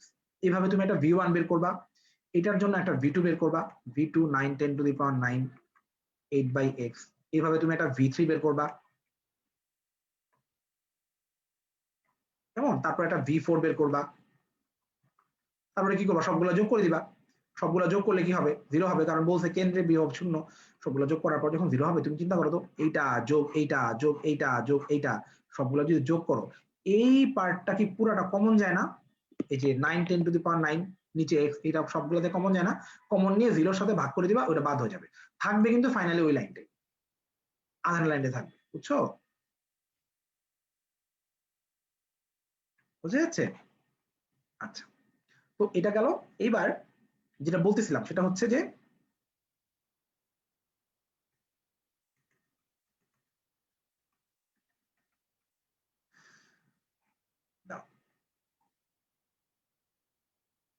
আগের যে অঙ্কটা দেখো, এটা একটু দেখাই যে অসীম থেকে কোনো একটা বিন্দুকে আমি যখন কোনো তড়িৎ ক্ষেত্রের মধ্যে আনবো তখন অবশ্যই সে তড়িৎ ক্ষেত্রের মধ্যে ঢুকতে চাইবে না, বিকর্ষণ করবে, রিপালশন হবে, কেমন? তখন কারণ তড়িৎ ক্ষেত্রকে আমরা অলওয়েজ পজিটিভ ধরি, আর তোমার অসীম থেকে যে চার্জটা আনবো তাকে আমরা পরঘাতান বলি, পরঘাতানও কিন্তু অলওয়েজ কি একটা ধনাত্মক চার্জ। তার মানে এই ধনাত্মক চার্জটা যখন তড়িৎ ক্ষেত্রের মধ্যে ঢুকবে তখন ঢুকতে চাইবে না, বিকর্ষিত হয়ে চলে যেতে চাইবে, আমরা তাকে জোর করে নিয়ে আসবো যে আসো।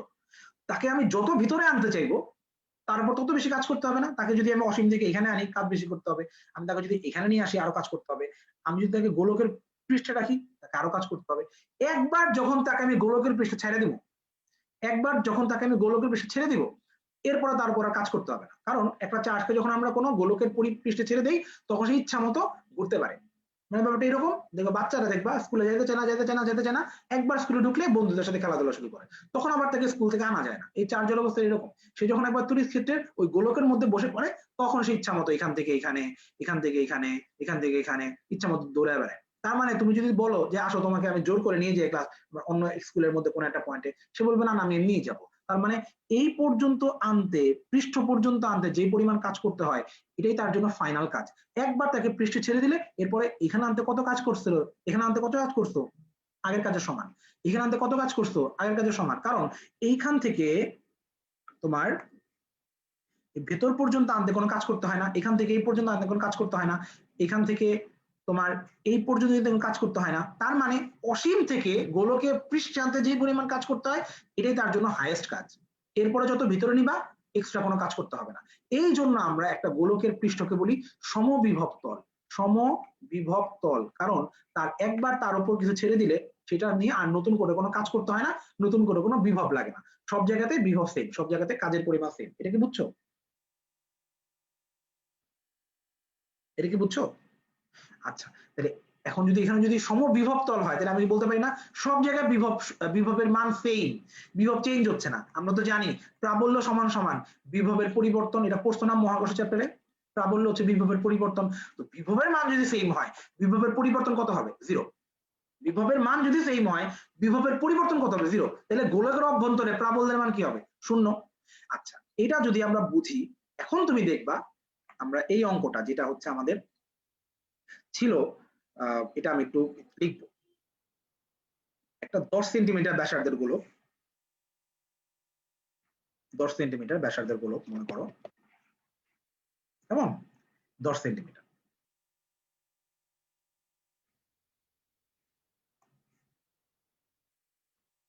বলছে কি 1 কুলম্ব যে চার্জ আছে এই গোলকের কেন্দ্রে, 1 কুলম্ব চার্জ।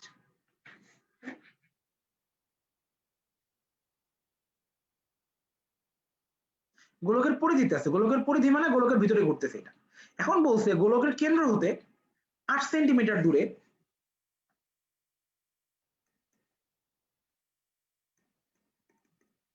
তারপরে তোমার হচ্ছে 10 সেন্টিমিটার দূরে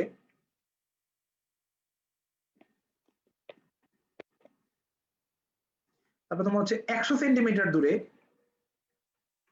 বিভব কত, প্রাবল্য কত, জিজ্ঞেস করছে আর কি।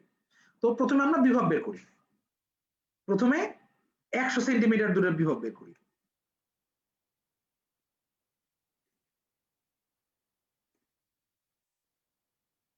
নাইন 10⁹ কিউ বাই 100 সেন্টিমিটার দূরে মানে 1 মিটার না? তাহলে এটাই উত্তর, 9 10⁹ এত ভোল্ট। এটা কি বুঝছো? তারপরে বললো 10 সেন্টিমিটার দূরে, আমরা দেখবো 10 সেন্টিমিটার কইরে, কেন্দ্র থেকে 10 সেন্টিমিটার দূরে মানে কি? এখনো বিন্দুটা কি গোলকের ভিতরে ঢুকছে না গোলকের পৃষ্ঠে আসছে? এখনো বিন্দুটা গোলকের পৃষ্ঠে আসছে, এখনো বিভব নরমাল। 10 সেন্টিমিটার মানে কত? 0.1 মিটার না? তাহলে 9 10⁻10 হবে এটা, কেমন? এইবার 8 সেন্টিমিটার দূরের বিভব আমরা বুঝবো 8 সেন্টিমিটার হচ্ছে গোলকের ভিতরের বিন্দু, এটা বুঝো কিনা? 8 সেন্টিমিটার হচ্ছে গোলকের ভিতরের বিন্দু। আমরা তো জানি গোলকের ভিতরের বিন্দু পর্যন্ত তাকে নেওয়ার দরকার নাই, তাকে গোলকের পৃষ্ঠে ছেড়ে দিলেই হয়। তার মানে আমি যখন এখানে বিভব বের করব আমি কিন্তু এখন আর নিচে 8 সেন্টিমিটার বসাবো না, আমি নিচে 10 সেন্টিমিটারই বসাবো। এটা বুঝছো কিনা বলো?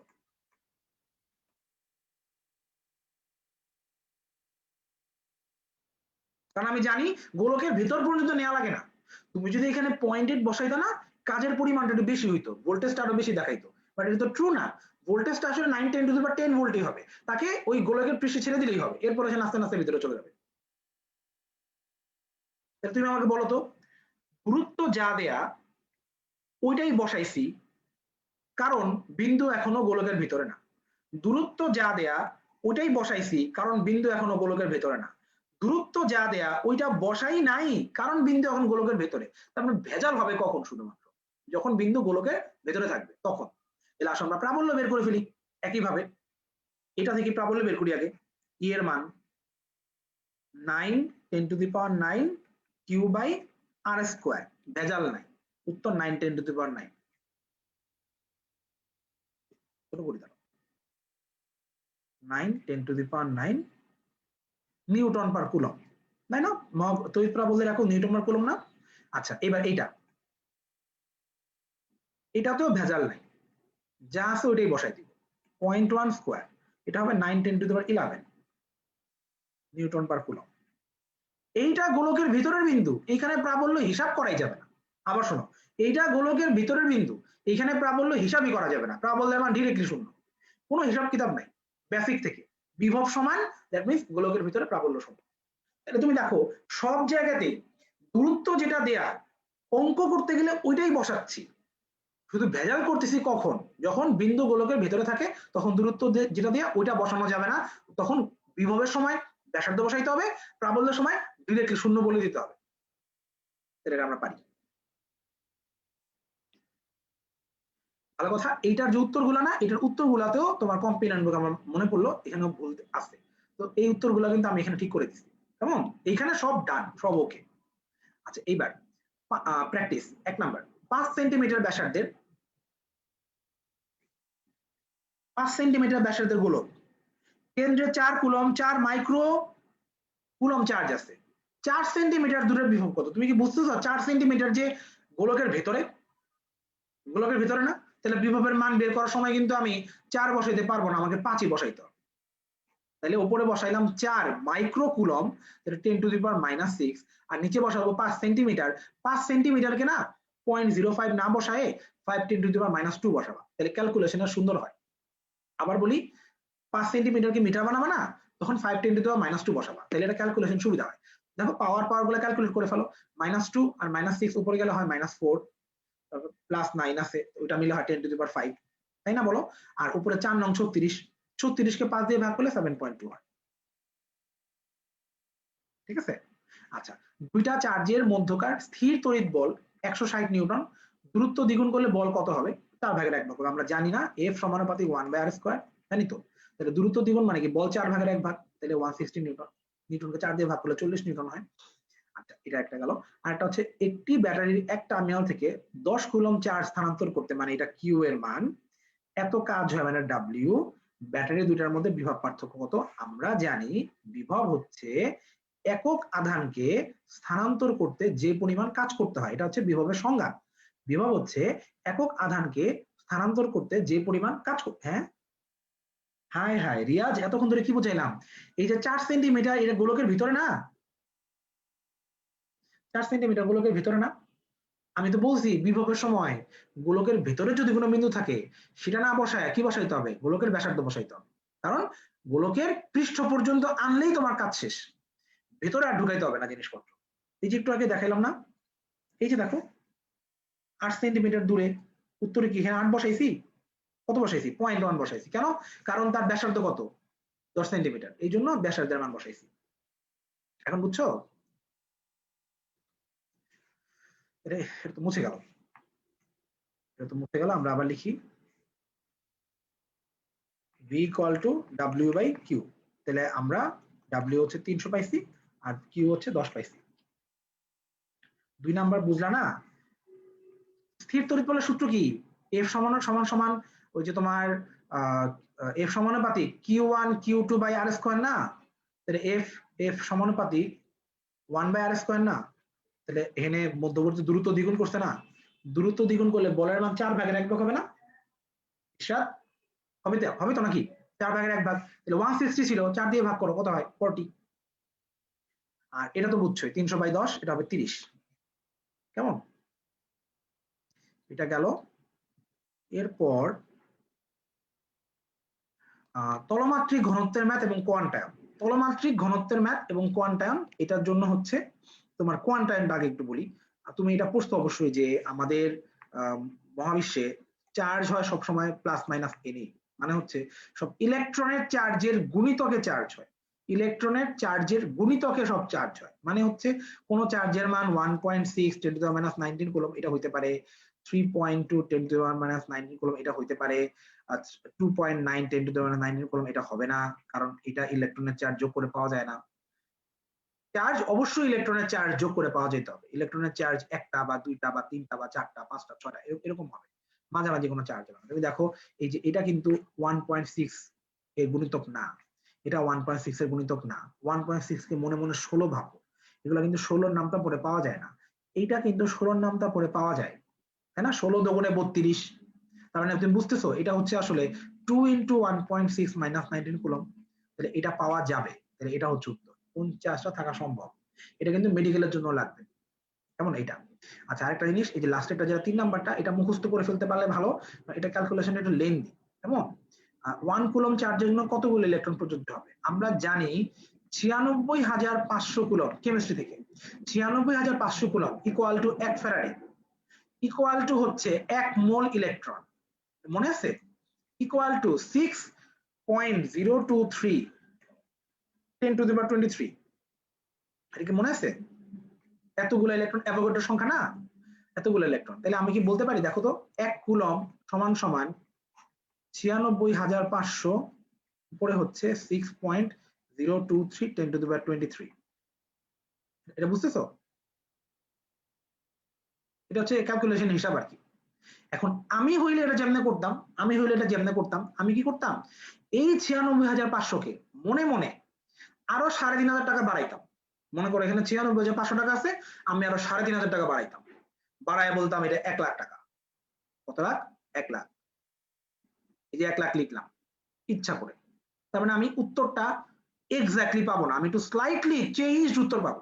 কি উত্তর পাবো? স্লাইটলি চেঞ্জড উত্তর পাবো, একটু পরিবর্তিত উত্তর পাবো। তাহলে আমার উত্তর যদি এটা যদি হয়, এটা মানে 10⁻5 না, বলো 10⁻5, এটা কাটাকাটি গেলে কত হবে? 6.023 10 কত হবে? 18। তুমি দেখো এত কাছাকাছি আর কোনো ভ্যালু নাই এটা ছাড়া। তাহলে উত্তর ডি। আন্দাজ করা যায় কিন্তু উত্তর হচ্ছে ডি হবে। কেমন? আচ্ছা, এটা গেল। এইবার 1 নাম্বারটা, তলমাত্রিক চার্জ ঘনত্বের সূত্র আছে একটা। তলমাত্রিক চার্জ ঘনত্ব এটাকে বলে সিগমা। সিগমা বলে এটাকে। সিগমা হচ্ছে Q/4πr²। 4πr² হচ্ছে গোলকের ক্ষেত্রফল আর কি। এটা আসলে সূত্রটা হচ্ছে এরকম, সূত্রটা হচ্ছে সিগমা ইকুয়াল টু Q/a। একক ক্ষেত্রফলে কতটুকু চার্জ থাকে, এটাকে আমরা বলি তলমাত্রিক চার্জ ঘনত্ব। তো একটা গোল, আমরা তো ন্যাচারালি গোলক নিয়ে কথাবার্তা বলি, তাই না? তো গোলকের পৃষ্ঠ মানে কি? 4πr²। এই জন্য আমরা এটাকে Q/4πr² বানিয়ে নিছি। এখন এখানে একটু দেখো তো, এই যে ক্ষুদ্র এবং বৃহৎ চার্জ, এটা খুব ভালো করে খেয়াল করো। একটা 2 সেন্টিমিটার, একটা 4 সেন্টিমিটার, তাহলে মানে তোমার ক্ষুদ্র কোনটা? 2 সেন্টিমিটার একটা ক্ষুদ্র, আর বড় কোনটা? 4 সেন্টিমিটার একটা বড়, তাই না? বলো। তাহলে বলছে ক্ষুদ্র এবং বৃহৎ চার্জের অনুপাত চাইছে, মানে কি ক্ষুদ্রটা উপরে,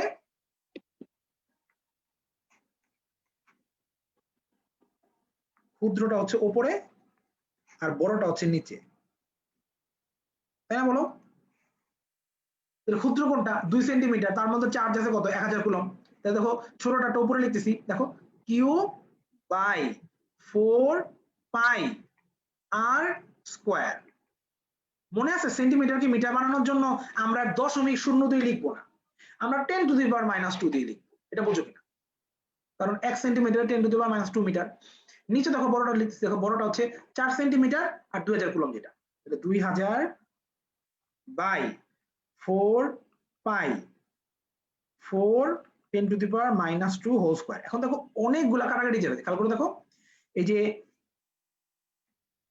4π কাটা, 4π কাটা, 10⁻2 একবারে কাটা। একটু সিম্পলিফাই করে লিখি, 1000/2, নিচেরটা উল্টাই দেই, 4/2000, বলা যায় না? বলো।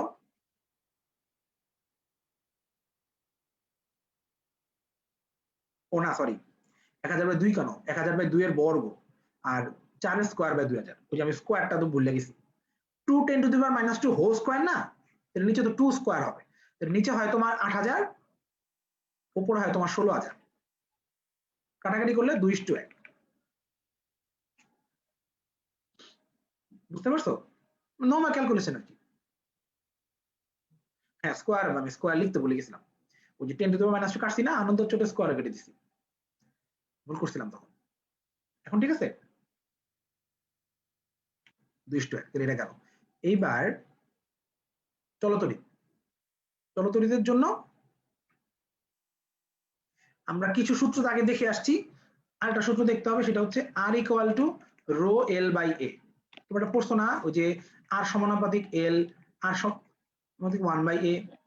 আমাকে একটু বলো দেখি, এখানে যারা যারা আসো সবার কি চলতরিৎ চ্যাপ্টারটা হয়েছে? মনে হয় কিছু গ্রুপের হয় নাই, না হলে আমাকে একটু সময় নিয়ে টানতে হবে আর কি। চলতরিৎ চ্যাপ্টারটা সবার কি হয়েছে? একটু বলো তো আমাকে। হয়েছে, 1D এর হয়েছে।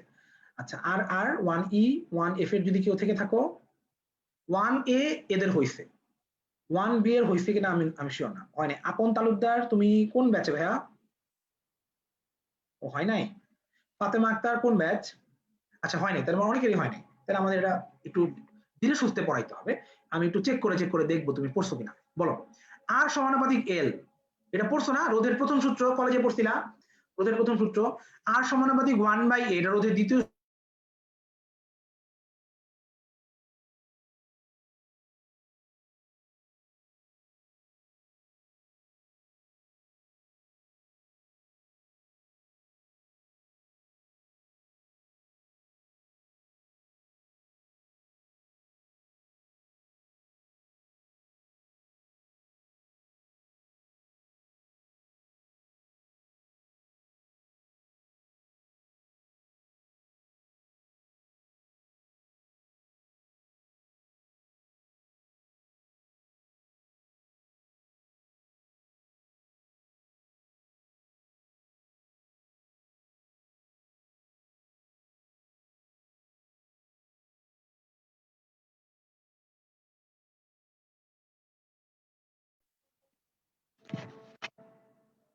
আমার এইখানে তোমার হচ্ছে